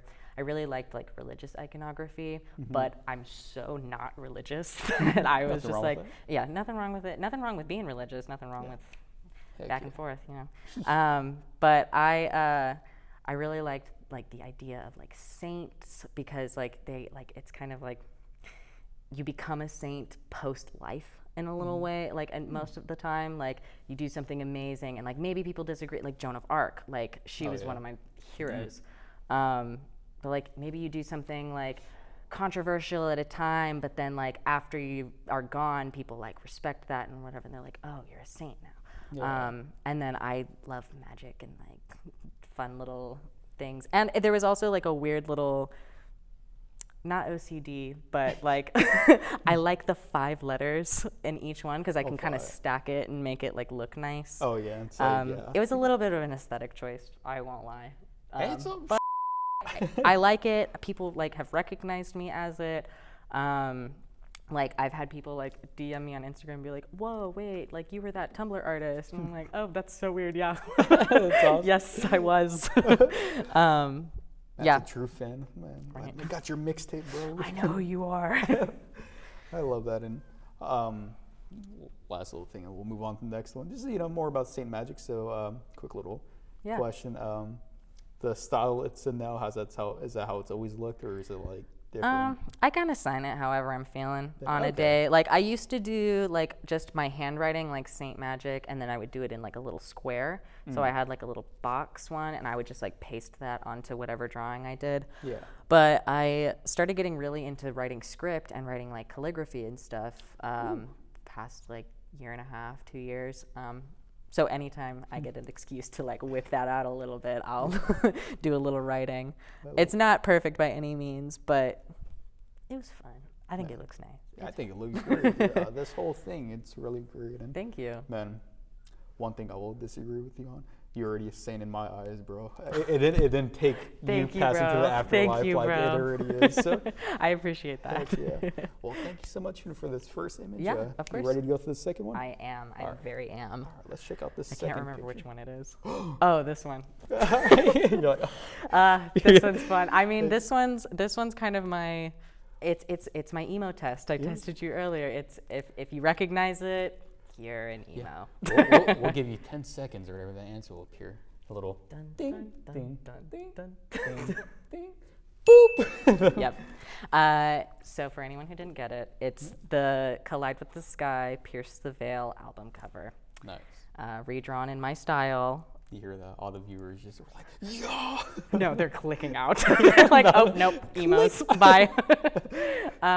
Hopefully not. I don't want to ruin your show. Oh, yes, my millions of views that I don't. Billions of views. Love it. Yeah, this one was really fun to draw. I awesome. love to draw houses. I could never be an architect because of the like mathematical nonsense that all is, but I like to draw houses. So it's, Get other people to figure it out. You come up with the cool y'all, thing, yeah, and then they y'all can, do the like you get the engineering nerds and to do all of stuff. it. Yeah, do the nerd stuff. I can't do that. I'm not that smart. I love it. So when did you create this epic piece? This one's actually pretty recent. I did this one like 2 months ago. Nice. I really want to get this album tattooed on me at some point in time, because it came out in like 2012, 13, something like that. Everyone's gonna think I'm a fake fan for not knowing, but They already clicked out of the video. they're already gone. Yeah. Oh yeah, I forgot. No, but like I love Pierce the Veil, their music, and this album specifically like carried me through the like years of being a loser in middle school and getting bullied and stuff. So 2 months ago, when what was like, were you jamming to the album, or was that like how Pretty it came much. about? I was kind of also thinking about like how I want to get it tattooed, because I've wanted to get it tattooed somewhere somehow for like quite a while. But I haven't found an artist who's like willing to do it. I'm not gonna lie, I've messaged like 3 artists before who have like a style that I'm like, okay, they could do this, they could do this for me. And I'll message them and they're like, oh yeah, for sure, like what do you want? Like what are you looking for? And I'm like, I was wondering if you could tattoo the Pierce the Veil Collide with the Sky album on me. And all 3 of them ghosted me. You just hear the phone like, It's like red. Oh no. I'm like, oh, didn't know everyone still hated emos. oh, that is crazy. It's fine. I think it's probably just something they didn't want to do. No pressure. But it's such a cool idea, and I want it. And so I was like, well, if no one else will tattoo it on me, I guess I'll by have to golly. draw it myself. Nice. I really dig it, and obviously we'll Thank get you. into the techno aspects of it. But I you mentioning how the album itself got Yeah. you through like middle school bullying and stuff, and Yes. that's always so great. Just Right. finding things like that and expressing it like and the cool thing. Well, first off, I didn't know that. I definitely know Pierce the Veil or Yeah. whatever, but I think that was like after my time, kind of, or whatever. But I just love the idea that you have this, and like if you have it, visible on your body somewhere, and you Yeah. see it, and it's like, If you're people learning know something. it, they Yeah. know it. yeah, and it's 2 different things, because like I can just see it as an awesome art piece, but then someone else knows Yeah. the album, and it's just so great. Like, see, I just wanted to, Yeah. No, I get you. It's that's part of why I want it tattooed, because it's like it does mean so much to me. And like the song "Hold On Till May" is it's the last song in the album. It just hits. Oh, man. It just hits. And my birthday's in May. I'm a May baby. Nice. Gemini's for the win. Hey. I don't know astrology, but I'm gonna assume that's a good thing. It's apparently not, man. but I think it is. So. I need to have someone who's like an expert in that stuff, because I know so many people are into that. I'm like, astrology. I know about mine and like a handful of people around me, and I'm like, I don't understand it after that. Like, and it only kind of makes sense in context with the people I know, so I'm like, I love that. Yeah. Okay, well, awesome. Well, great. So now let's talk about the process of Yeah. this. It is, in a slight contrast to the other one. It's, was that, pretty realistic art. Obviously, had Yeah. some cartoony elements Yeah. to it. This, I know it's an album cover. What did you change about the album cover that made it like you, as opposed to just like a straight, replica Yeah. of it? Yeah. So the album cover, I have a very different art style from what they used for their album cover. It's can't remember the name of the artist off the top of my head. I used to remember. Point somewhere in the name will pop up. But it's it's much more realistic, like color-wise and line-wise. Like it doesn't have like a lot of these like black, like dark areas and stuff. Like there's dark areas, but they're more like realistic looking. It looks like a hole in the ceiling or like a hole in the wall. Okay. You can see the details of the wood. You can see like the shadows and everything. I kind of wanted it to look more illustrative. I didn't want to add like very many shadows. I originally, before this piece was decided on being finished. I went in with some like kind of shading, like I did some grayscale stuff like around the windows and the doors and like under the awning kind of thing. But it ended up just kind of looking muddy after a while. Like I wasn't liking it. And the stark white, like with the black and then like the red background, I thought it really like, it just made the piece pop a lot more. It's a very graphic novel sort of. It's very, and like I was saying, like I was really into comics and stuff, so that has kind of carried even now into some of my art. So I would definitely call this more of like an illustrative, comic-y, like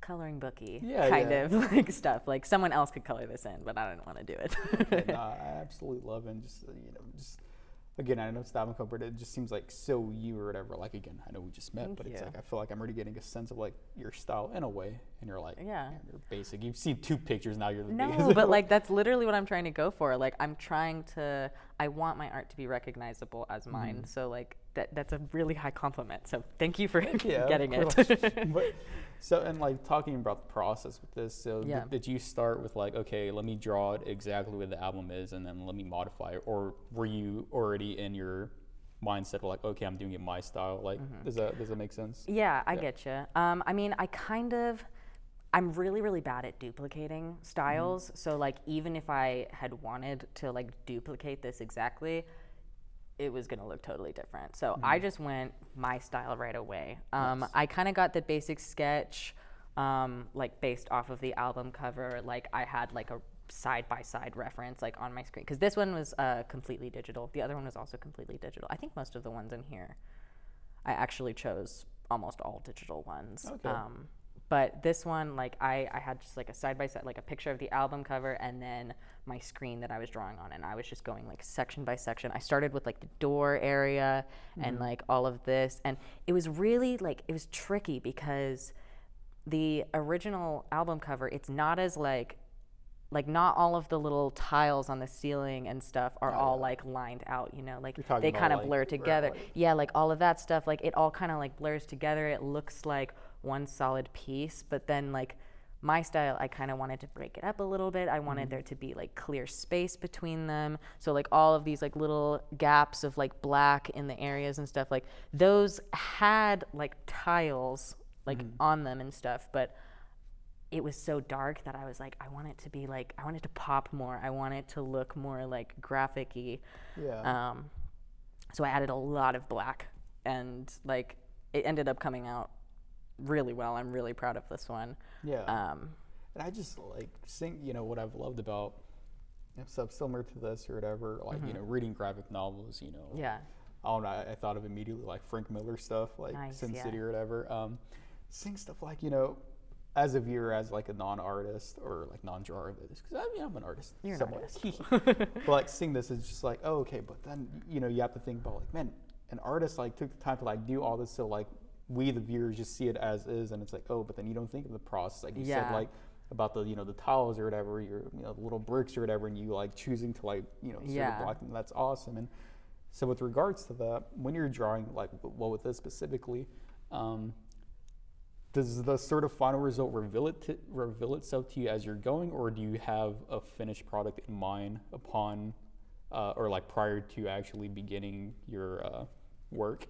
That's a good question. I mean, like I kind of have like an idea of what I want it to look like again. Like I knew when I was like drawing this, I wanted it to be like black and white. I didn't want to do any color because the album cover actually is like it's like blues and greens and browns, and like you wouldn't be able to tell that from this.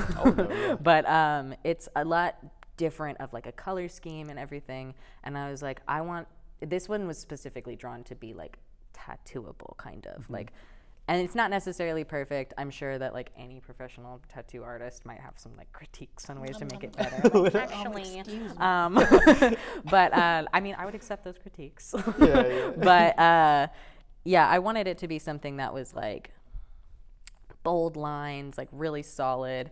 It was a really good practice in like blank space drawing too, because like I was drawing like the little like grooves and stuff, but I ended up kind of like in all of these areas down here and like on the edges, I ended up like not really tracing out the blocks and the like panels and stuff, but more tracing out the shadows. Like I was going in like in a backwards kind of way and then filling in the shadows.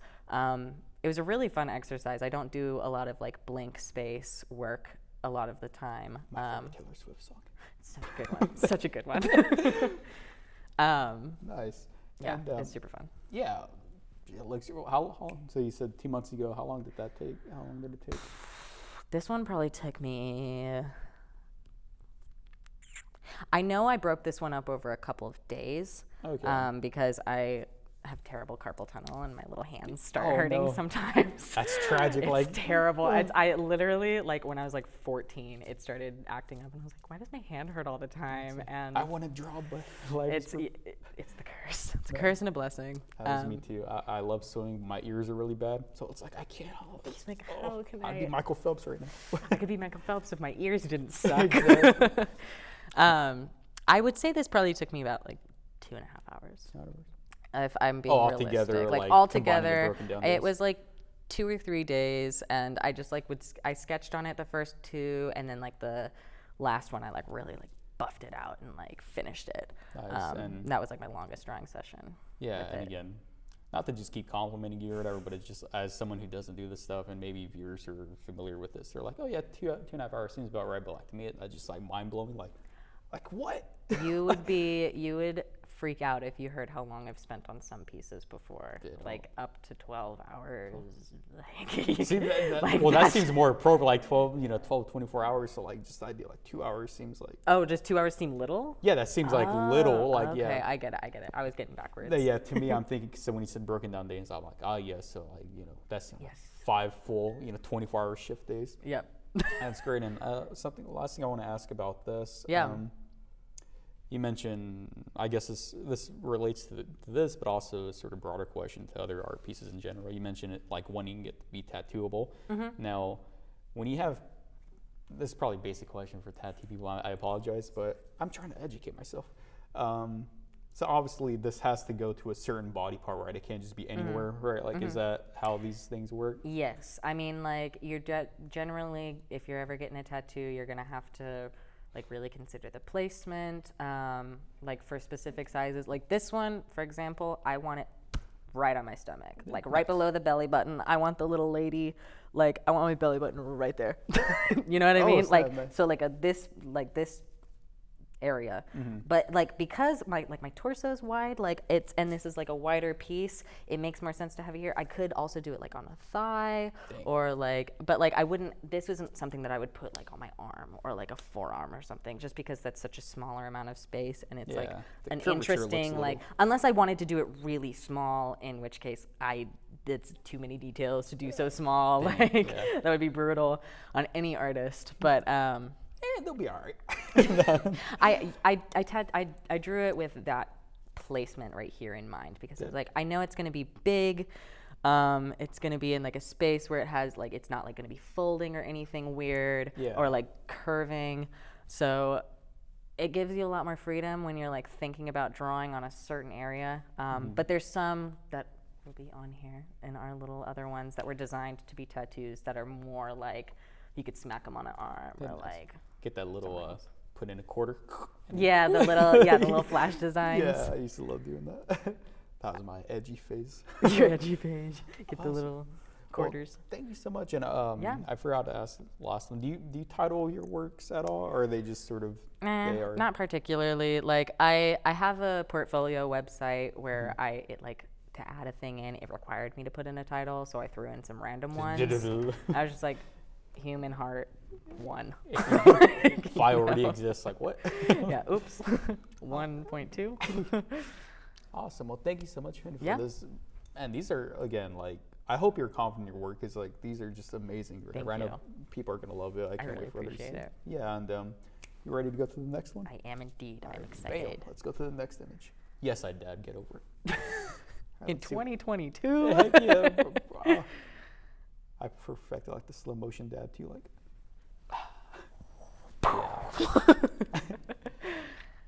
Okay, fun. Right, nice, and right off the bat, awesome. Now this is you know, This is kind of what I was talking about. the last like part. patch on, but I love Yeah. too, like it's a lot more like, you know, the character right here, cartoony or whatever. So that style is being, you know, a lot more Yes. revealed. I love that.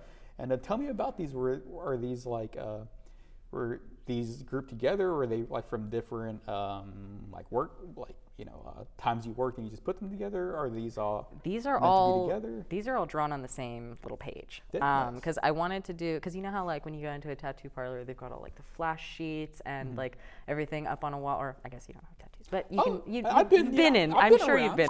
I'm sure you've been in them. I'm sure you've been in them. Yeah.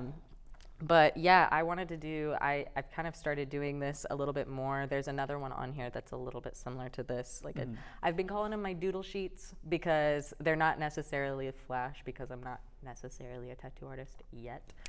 But my little doodle sheets, like they're kind of just fun. I get like an idea of like a theme. This one is like Western cowgirl, like raising hell kind of stuff. Yeah. All of my family like is ranchers and cowgirls and rodeo queens and stuff. So I wanted to do something around that kind of like culture. I love you said it was your grandma who was like, you got a tattoo, you'll never get a job. But hey, you sure? Other grandma. Oh, the other? Other grandma. Oh, one, other grandma? one grandma was like, no tattoos. The other grandma, cool ass lady, her name was Cookie. Shout out Cookie. Shout out Cookie. She was awesome. But she always thought that it would be so cute if I got a little yellow rose tattoo for her. That was like her thing. And she passed away in 2012, and I still haven't gotten her rose tattoo, but when I find the right artist, it's waiting for the right moment. it's waiting for the right moment. Yeah, but exactly. this is kind of like inspired by her and like all the stuff she had in her house. She always wore like the cute little like Western shirts and stuff with like the tassels, and Yeah. super cool freaking lady. Nice. I love, and I appreciate you revealing more about like, you know, culture and whatnot. That's Yeah. really great. And again, because, you know, Cowboy culture. yeah, but you know, I just love it because, again, you know, what I love about just art pieces, I see these, I think, badass cowgirl, but like, no, there's more significance to it, and Yeah. that's really great. And I want to ask, you know, you mentioning, you know, doodle sheet. Yeah. So when you do these, are you as like mentally involved, or like are these sort of a little more like, let me just sort of do something that's like a little easier on me? Like, I mean, I don't want to say that as if like you're not putting any thought into these, or get ya. like whatever, but like, is there? It is kind of like, it's like when you get a random generator for like a prompt, and you're like, okay, these 3 words, I'm gonna create something based off of these 3 words. Like this, I wanted to do like cowgirls. I wanted to do like, I was like guns, roses, hearts, favorite raisin bands. hell, guns and roses. Yeah, I just kind of like get little ideas, and I have more ideas for a certain theme than could fit into like one cohesive piece. So I'm like, oh, cowgirl, teardrop, rose, bow and arrow, gun, heart, hell, I don't know. Like just a bunch of random pieces of ideas, and then I like throw them into little things and kind of throw them all together so that they seem cohesive. Got you. Which one came first to you?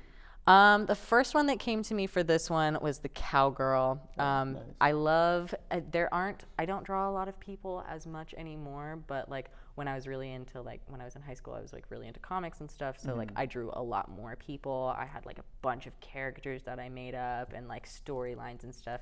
And I don't do that much anymore. I kind of go for like stuff like hearts and roses and like more items, less people. But I really liked the idea of having like a cowgirl, kind of like she's kind of grimacing, but like she's kind of looking smug a little bit at the same time. But also she's got the teardrops that's throwing you off a little bit. I wanted to draw a badass girl, and ain't nobody more badass than a cowgirl. I really dig that, and I love this. Thank you. Very much so. And you know, you mentioning like, you're like, oh, back then I used to draw more characters, but I think that's, you know, great. Like no matter what you do, you're always setting a foundation for yourself. So like maybe you're not doing it, but like, you know, you just have that in the back of your head, so you're able to like tap Whip into it it out. subconsciously somehow, or even if you're drawing like a heart, it's just like having that. Oh, so I think that's great. Like just your growth and whatnot. That's awesome. And these are whatever. So do you I doubt you have a preference or whatever, but like, you know, obviously this is black and white. The house is black and white. And then the heart was like very vividly red. How do you choose which are in color and which are black and white? Is it just whatever looks best, or like? It's partially that, but sometimes it's just whether or not I'm feeling kind of lazy. Because like I was saying earlier, like with the heart one, coloring is kind of not my strong suit. So like I have a hard time like deciding on what exact colors or like making them look exactly how I want them to, because my coloring style isn't really the same as my like drawing style, if that makes sense. No, like it's kind of hard to explain, but like I'm still finding the like middle ground of like putting those two together. Like I'm doing more colored stuff and like trying to branch out of my comfort zone. But there's definitely like certain colors I like to stick to. I love to do black and white stuff. That's like most of what I draw, to be honest. And if I use colors, it's probably red. Yeah. I like shading. I like dark, like gritty kind of looking. Like this heart was super duper fun to draw. It took me like forever to figure out exactly how I wanted to do the shading, because I wanted it to kind of look metallic, but I also wanted it to look like a little surreal, but not like too cartoony, but not too realistic. Like it's just my style is a weird I love how it looks amalgamation. almost like a boxing glove, which is a contrast to the idea of a heart. You know, love a boxing glove, like fierce fighting or whatever. That's I mean, boxing glove fits well with Raise Hell. Bro, I did that and that hurts so much. My little knuckles are so weak. I did that. I was like, ow. Ouchie, no. That's really great. And yeah, just again, your shading on here looks just impeccable. You know, Thank you. You know, just looking at the rose or whatever. Like, is that a rose? Yes, it is a rose. Yes, you're good. Yeah, that's a rose. And then the little revolver and whatnot, and just that shading has it gotten to the point where you're so well versed into your own style that it's sort of easy to tap into like the shading, or does it? I mean, it's still a little bit of a struggle. Especially with like digital stuff. Like if I have got like pen and pencil, I know how to shade with a pencil. Like that's easy peasy. I can do it with my freaking eyes closed if I wanted to. But I'm still kind of like not necessarily new with digital art. I've been doing digital art since high school. I used to have like I had a laptop with a Wacom tablet. But recently switched to my beautiful fiance bought me an iPad for Christmas. Shout out to beautiful fiance. She's amazing. Love her. We're going to see a drawing I did of her on here in a minute. Nice. Yeah, she got me an iPad because my laptop broke. Broke. You stepped on it. Oh! A dog stepped on it. It was my no. aunt's dog. It was really sad. I love her. Garfield.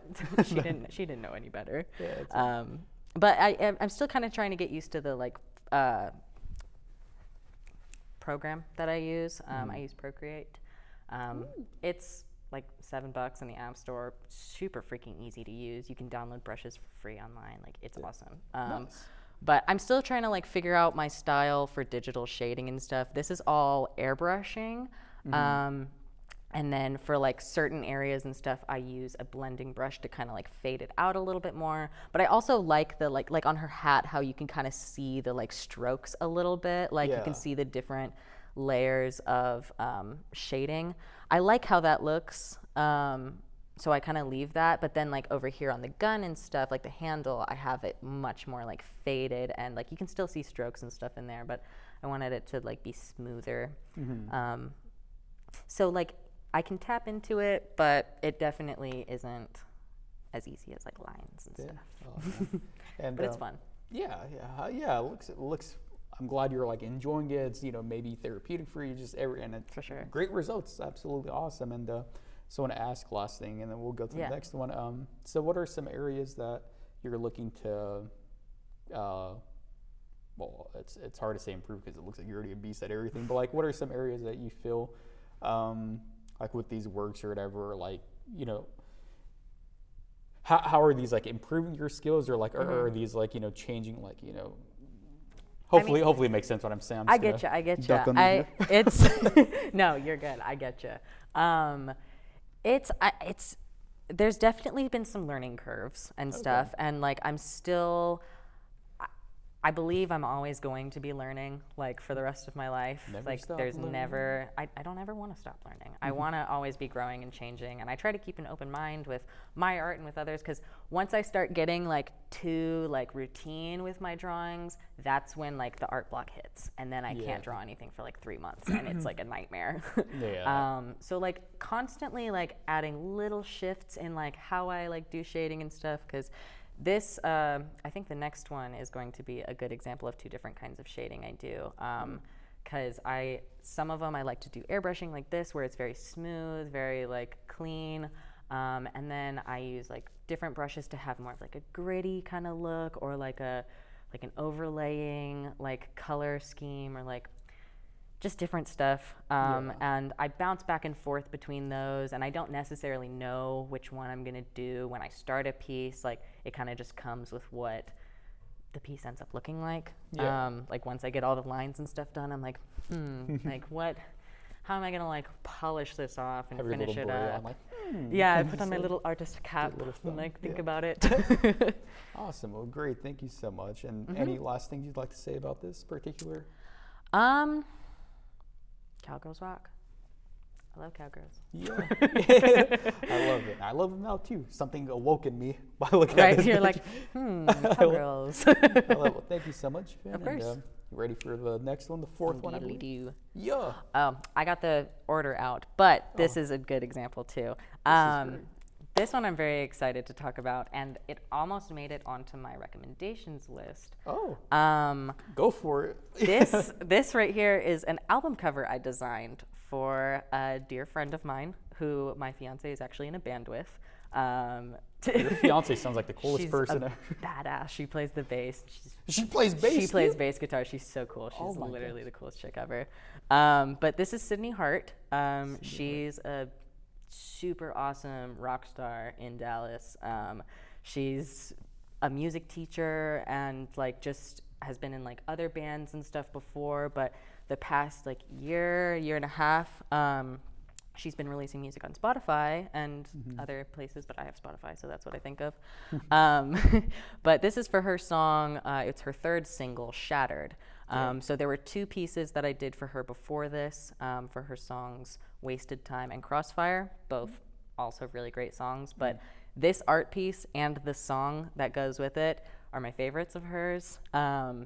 Super duper cool.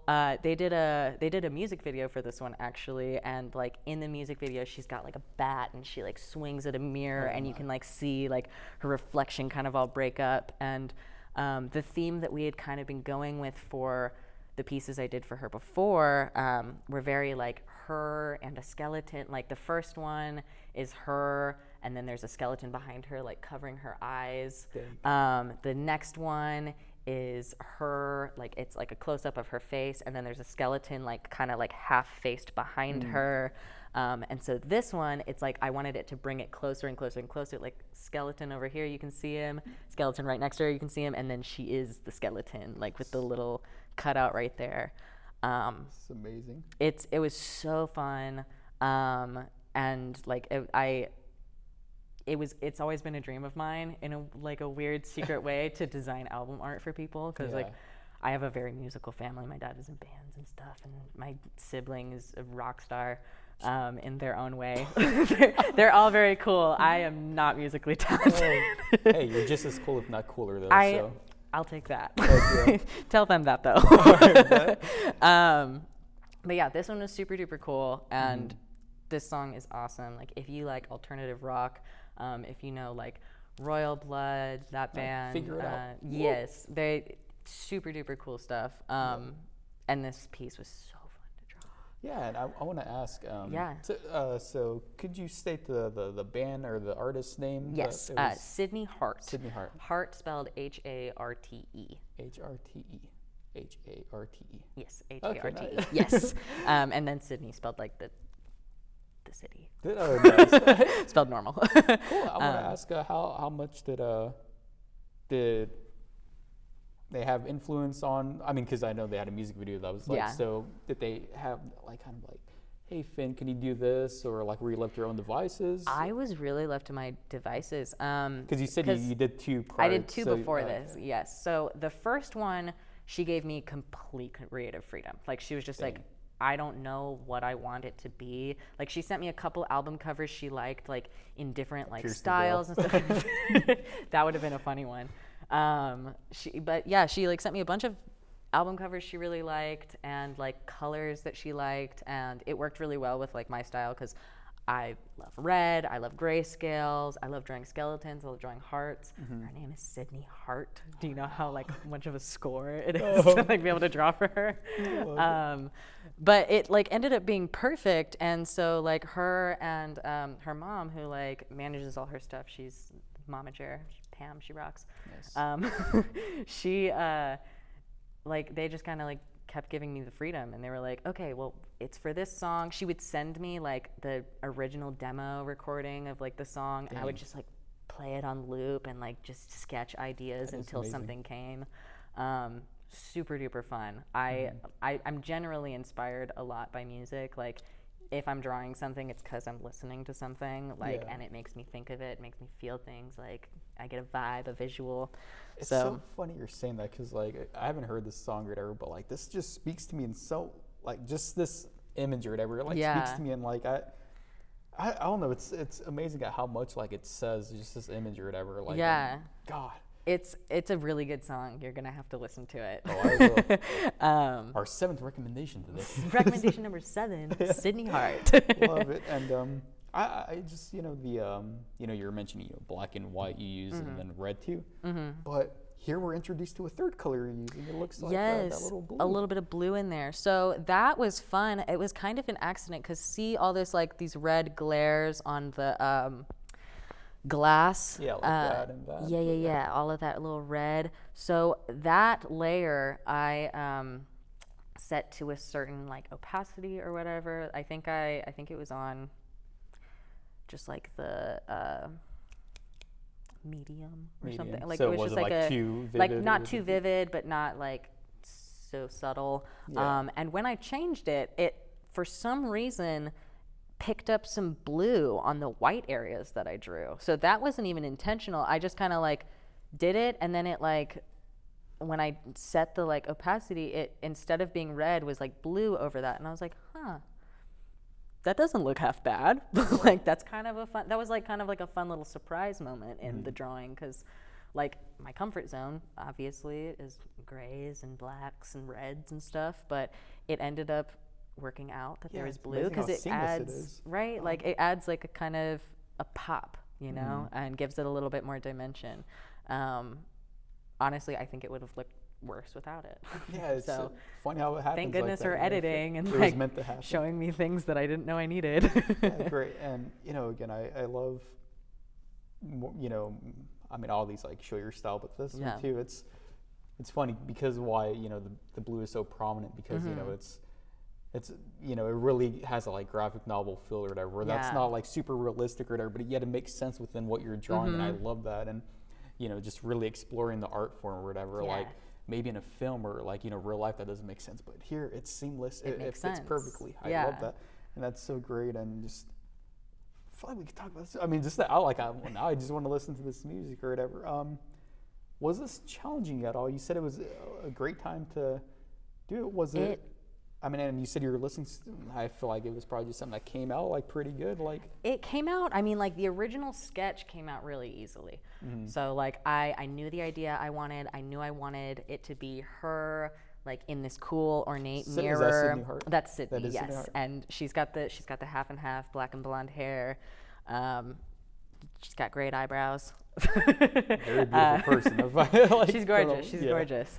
And that's part of why it's so fun to draw her, because she's got such a like cool aesthetic, like her vibe, it's like, so it works. I'm like, yes, a cool character to draw, my friend. So this the sketch came out super easily, super quickly. I knew exactly what I wanted to do. The executing of it was difficult because I couldn't use a reference for it. You know what I mean? So like I looked at a bunch of pictures of like broken glass and like reflections in mirrors, but they're all so different, like depending on whatever angle you're at, whatever like angle the glass is at, like it splits up in so many different ways that it kind of like, I got a little overwhelmed. I was like, I don't know, like I had to figure out which pieces of glass were in front of which other pieces of glass and which ones moved and stuff. So like the upper head stuff, like that piece I imagined was more forward, and then that one like kind of fell in, and that one fell in, and then the middle is all more broken up, and it was a little bit of a mind warp. I definitely had to like think about it once I started inking, and I redrew the cracks probably a dozen times, and like to like also then redraw her, because I had to draw her first. Like I drew her like original kind of like where I wanted her, and then did the cracks over like where I wanted them to be, and then I had to like kind of redraw her, taking the cracks into like consideration, and like it was difficult, but it ended up being so worth it, because out of all of the ones that I've done for her, like this is my favorite one. It turned out, not to toot my own horn, but like it turned out really good. I love it, dude. And that just shows like your dedication to your craft, that you took the time to like look at a broken mirror. Perhaps you broke some of your own, like you just break. I love that. And last thing I want to ask, the little font. That's a cool little design. Thank you. Is that the band's design, or that was my design as well? Okay. So thank you. I told you, I've been kind of into script in the past like year or so. This was originally like a font that I found online. I added in some like little details, like the little spikes and stuff, and like just kind of sharpened it up on the edges, and then like hollowed it all out. And then I just like duplicated the layer like 5 times and just downed the opacity each time to kind of look like it was like fading out. And that wasn't like, they didn't ask me to do that. They wanted me to put like the title on there, and they were like, we don't know how you're gonna do that, but do it. And I really like this. The one before this, Crossfire, the artwork, super great. I loved that one. That was super fun.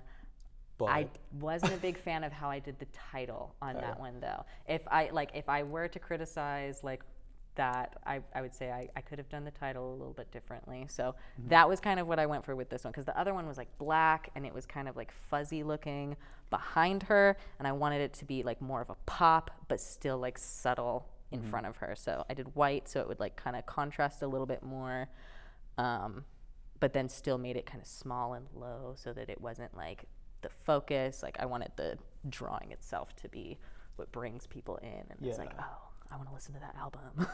I want to listen to it now. You should. Yeah.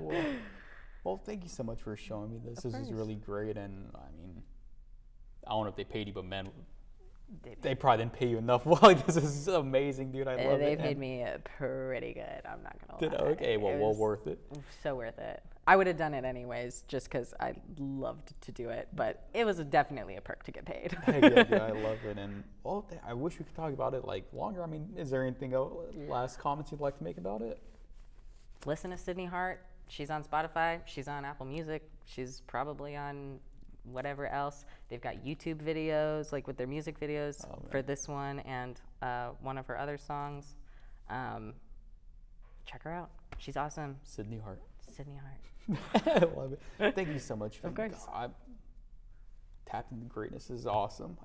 I'm glad I made the show. Like me, that's great. And I'm glad you made the show too, because I love to talk about it. I love it. All right, well, thank you so much. You ready to go to the 5th one? Yep. All right. Indeed. After our last 2. Nice. Was this the one you were talking about? This is the one I was talking about, yeah. All right, awesome. So tell me about this. It was a picture of my fiance, Caitlin. Shout out to fiance, Caitlin. So how old is this? Kat. Yes. Shout out to Beyonce. Beautiful fiance, Kat. Yes. All right, so obviously it has a little cartoony aesthetic and whatnot.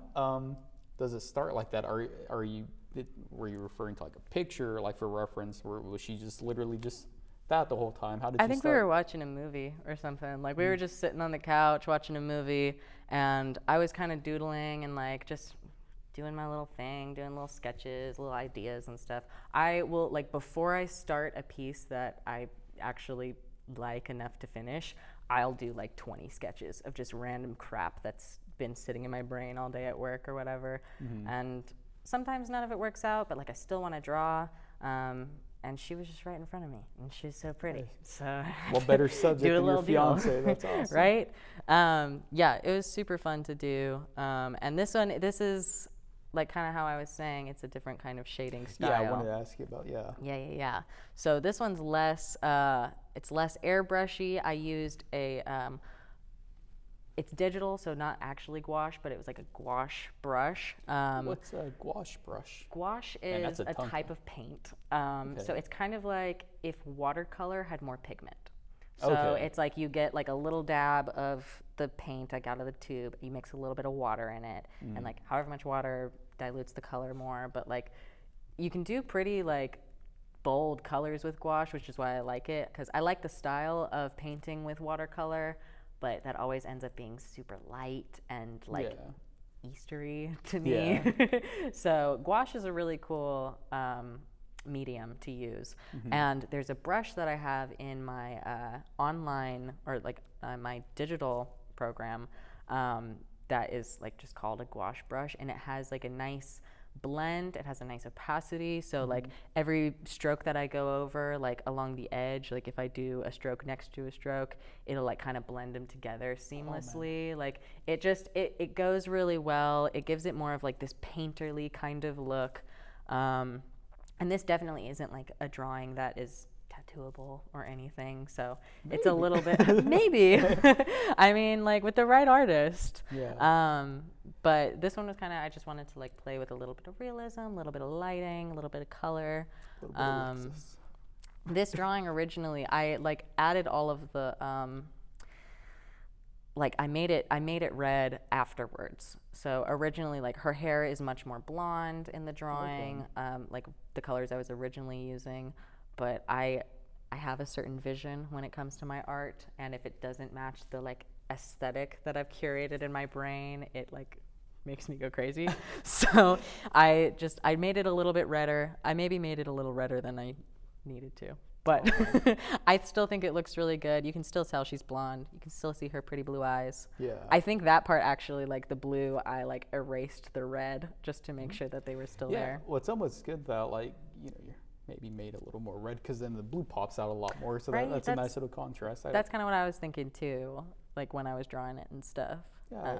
Again, I just want to ask you, like, you know, all the knowledge you have about, I mean, I assume you use digital media for a bit, so you're able to teach yourself, but that's just so fascinating. Was that hard to all learn? And like, do your real life, you know, the use of like, you know, a real paintbrush or whatever, does it, like in other words, like someone who's using, you know, pencil, well, is it an easy foray into like digital stuff, or is it like, do you have to like relearn it essentially, or? I would say it depends on what type of digital art you're doing, because I used to have a laptop and a Wacom tablet, so that one was really hard for me. I got the hang of it eventually and was able to make some like really cool things with my drawing tablet, but when you start off drawing on like pen and paper, it's pen on paper, you know what I mean? But then like a drawing tablet, it's pen on drawing tablet, drawing is right there and not right here. And so I had to like kind of like disconnect that like looking at what I'm drawing thing to like, I have to look at what I'm drawing, but I can't look at my hands that are doing the drawing. That got a little bit confusing for me, but I definitely like drawing on an iPad much better, because it's pen on iPad rather than like on a tablet onto a screen. It's like it's a little bit of a disconnect when it like goes. Now I know exactly what you mean, because I remember I purchased one for someone. I was like, wait, so you do that and you're looking? I'm like, oh, that seems hard. It is hard, and it took me a really long time to be able to like figure it out and get it, and I honestly almost gave up on digital art completely because of it. I was like, this hard. I don't know if I'm like an artist enough for this. Like this is a lot. But I absolutely love this. And was she aware that you were drawing? When this sort of happened? She figures it out eventually. She usually, like when I got like the initial, quiet. She's like, what are you drawing over there? It's like if she looks over and I go like this a little bit, like tilted up, she's like, are you drawing me again? And I'm like, yes. You want to see it? Now I want to ask, like, so you know, you drew that you're not necessarily for her per se. You were just sort of doing. You did the album cover, and do you do that often? Like, is there a difference between like are you in a mentally different headspace if you're doing something for someone as opposed to yourself? Like, is it a different process at all? 100%. And like, okay, yeah. cool. I mean, it's not necessarily harder or easier either way, but like if I have, like if someone, for example, I worked with another band that I'm friends with and designed a logo for Really, them. like the coolest person. Oh my goodness gracious! Your band is Guns N' Roses apparently. That would be. I mean, your so family is Guns N' sick. Roses. That would be so sick. Oh, I'm sorry. No, you're good. I wish Guns N' Roses was my family. That'd be awesome. Biggest flex in the world. Right. But yeah, I'm friends with this other group of dudes that are in a band. They're dorks, love them. It's called King Honeybee is their band. Shout out good King band. Honeybee. They only have one song on Spotify, but it is very good. It's called Velvet Jacket. They have a guy who plays the saxophone. Dang. It's a good band. That's They're sexy. awesome. They're very good. But I designed a logo for them. So like they kind of they were like nice enough. They provided me with like a kind of a sketch, like an idea of what they wanted. They were like, we want it to be like a circle. We want like the name like this. We want a bee in the middle with our like bee logo because they have like the specific bee that they use. That's like it's a KHB, like King Honey Bee, but like in the shape of a bee with like little wings. It's cool. It's cute.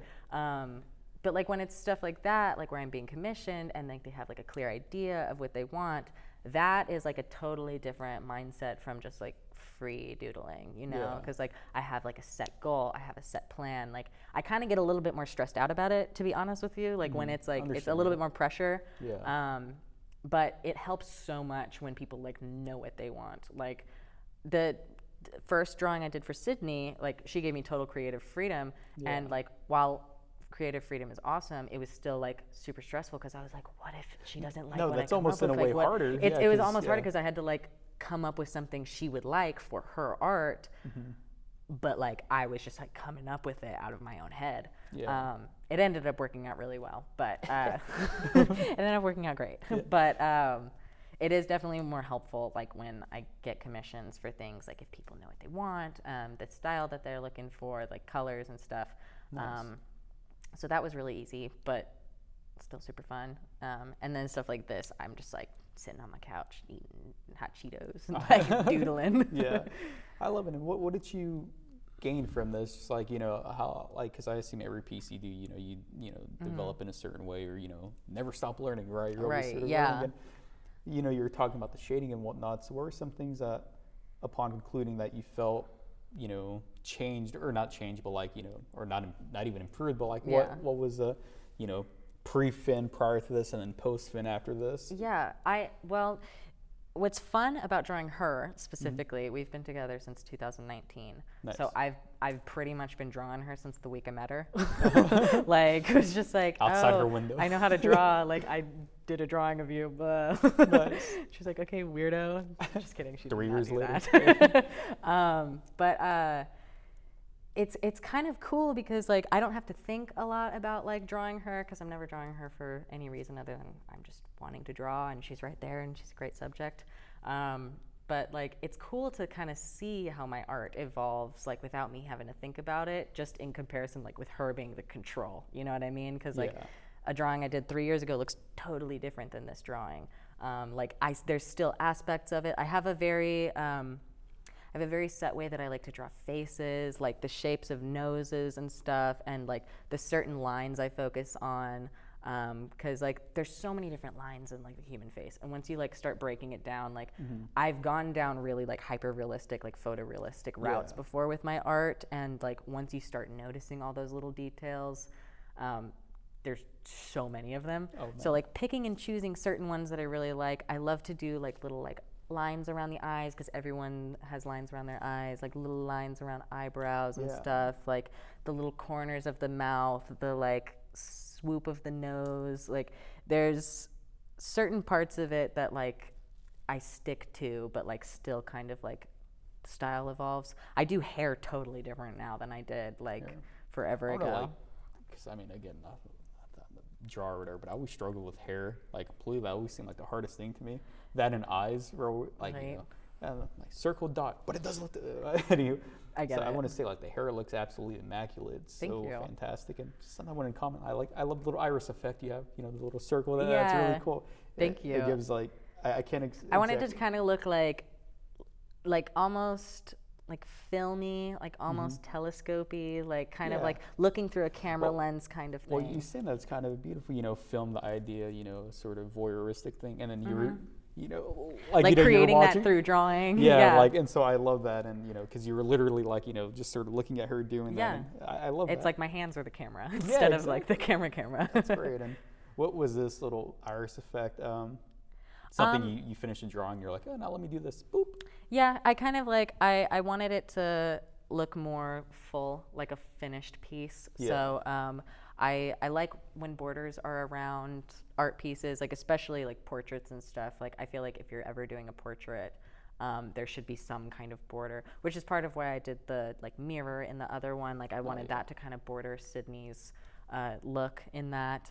So this one, I went in with the same gouache brush that I used for all of the shading, but just like boosted it up a huge size so that you would really see like the strokes and stuff, because I think it gives it kind of a cool little like bleeding effect. It does. I think it looks kind of cool. Oh, Thank you. I absolutely love it. All these is so great. I feel like I'm a better person just because I'm able to meet you and see all these. It's so great. I love showing it off. It's Heck super yeah. fun. All right. Any last comments on this piece? Halloween's coming up. Spooky season. Spooky season is coming up. Kat here, she dresses up every single day of the month of October in different costumes. So I love it. if anyone likes Halloween costumes, I love it. check her out. I love it. Well, I'm so excited for that. It's awesome. October 1st or the rest of it is my all-time favorite. Literally every day. She's done such good ones. She won like $200 in a costume contest one time dressed as the Mad Hatter. It was sick. She was like, "What? I was just chilling in my regular." She was just vibing. Like, she was like, doo, doo, doo. And everyone was like, oh, here's $200. You look awesome. Oh, thank you. Awesome. Well, thank you so much, Finn. And you ready to go to the last image? I am indeed. All right, let's wrap this up, yo. Last image from Finn. Golly. All right, cool. So similar to the. This is another doodle sheet. I'm gonna call it, I'm gonna call it the Guns N' Roses. The Guns N' Roses one, yeah. I love it. So, tell me about all these that have a similar. Because I know the other one you said it was sort of inspired, like your grandmother and like sort of family culture. Did this have any significance? This one is purely a doodle sheet. I really just I had a bunch of different ideas. It was one of those days where sometimes the creative dial is turned up almost too high. So I'm having a billion ideas all at once, but I can't focus enough to just do one thing or do one big thing or complete a thing with all of the ideas that I have in it. So I like to do these doodle sheets just to kind of get ideas out. I love that sounds really healthy, it's like journaling almost without words. Yeah, because sometimes I mean, maybe healthy is the wrong word, but just just getting stuff out, and so you're not left wondering how that could have been. You're just doing it, and then you're practicing your craft too. So exactly, it ends up working out. I have this fear too of the collective mind a little bit. I'm if I have an idea, if I don't do it, eventually someone else is going to think of it, and I want to be the first one to do it. That's a terrifying thought. It's a terrifying thought. So anytime that I have an idea, even if it's simple, even if it's silly, even if it's not fully fleshed out, I try to get it onto paper or onto my iPad or something in some form so that I can have a basis to go off of, because that's kind of what these doodle sheets end up being, because each of these could be fully flushed out its own thing, the book, the heart, the sword hearts, the hand, the skull, the coffin, those are all each their own thing. But since they're all so simple, they're all kind of a similar vibe and whatever, I liked to just throw them all on the same page and I love it. Pair them together. I'm looking at the little coffin. I'm clearly, ask a mortician. Yes, this yes, little, I think that's too big to be a hatchet, so that's more just like a axe. That one's definitely like a wood splitting axe. Wood splitting axe. Yeah. You know, you said you learned how to throw hatchets. I'm like, I'm trying to like. You're like psychoanalyzing all of it. I love that. I just want to. How to Hurt Yourself and Others. Is that an actual book, or is that like? It's not a book. There's this artist I love. On Instagram who like their whole brand is just like painting little like very simple little books. Like they don't even do outlines or anything. It's like a little blue square with like a little dark blue rectangle next to it so that it looks like the like edge. And then they just write random things on the front of it like titles. And it's sometimes just like it's just the most random stuff. It's like how to keep plants alive, or like why doesn't my mother like me? Like they like go from like one end to the other, like super like nihilistic, like existential stuff, but then also like why do I keep killing my succulents? So I kind of like that was kind of inspired by that. If I could remember the artist's name off the top of my head, I would plug them, but I'll point. Yeah, there you go. That's a good spot. But that was pretty fun. I mean, I honestly did more detail in my book than they do. It's very simple, which I love. I love people who like can simplify their art and still make it look like so like memorable, like because like that like, just popped into my head just right now. I'm like simply talking about yourself at this point, right? Well, that's really great, and just Thank more you. about these, and so doodles, probably be able to apply it anywhere, like like these would be because I know a lot of people like they aren't necessarily wanting to commit to like a huge half sleeve or some crazy big thing. Like I have a bunch of friends who are just like I just like little random doodles all over me and like little things. Like I have a friend who just has like little teeny tiny like 3 little flowers right there and like they're just like this big. But I wanted to do something that was kind of like could be just like a tiny little thing that you throw on like a 30-minute tattoo if like that. These are all just simple little ideas, but they kind of like correlate. Like there's hearts and spiders and death and fate and flames. And I love your voices again of that. I love that.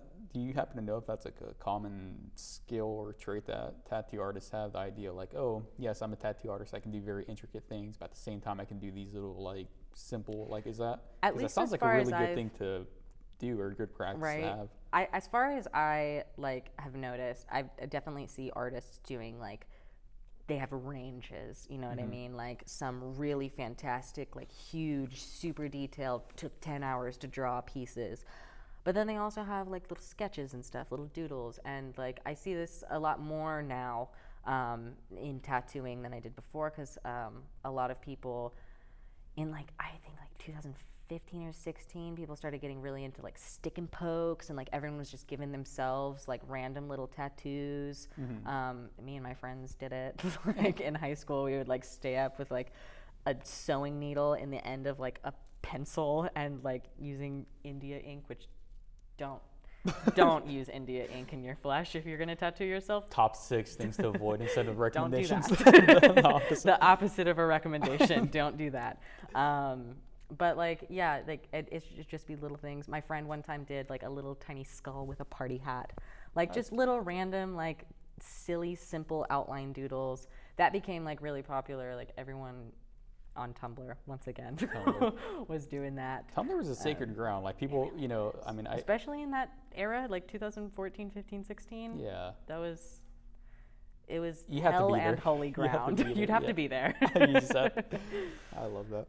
Well, thank you so much for sharing all these with these. Any last comments you'd like to make on this particular image? Not particularly. I kind of want to end it on a simple note, like as far as art goes. Nice. Just, these are my little doodles. Hey, yeah, I love all your shading. Everything's so great. And, well, 6 absolutely amazing, awesome images you're able to show. Thank you so much for that. And just, revealing yourself and your technique and what I really appreciate and educating me on all this stuff because this is stuff I've always admired and whatnot, but I just didn't know enough about it. I didn't know it just looked so hard. So thank you so much, Finn. Of You're course. an amazing person, and I wish you all the best. Thank you. Yeah, of course. And yeah, I think this is going to kind of wrap up this episode. Unfortunately, I wish we could talk for 10 more hours. Right.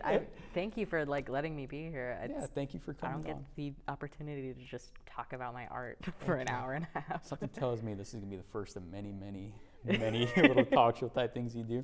You're absolutely amazing, dude. And would you like to give any final comments to the audience before we wrap up? Yeah, I just start cussing them out.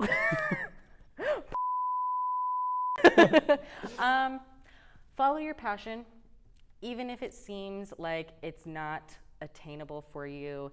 If you care about something enough, just go for it. You don't need school. You don't need anyone to hold your hand. You are fully capable to be exactly what you want to be. So do it. That's my sign out. Heck yeah. He went in the past and told me, and then thus I made this show as a result of that. So thank you. There you go. You're a phantom. I like went back in time and was just like, Aaron, start a talk show. You're like, God? God, is that you? Oh, well, thank you so much for an absolute pleasure. And well, thank you so much. And thank y'all so much for watching this episode. Amazing. I love it. And well, I guess we'll see y'all next time. Bye. Amazing.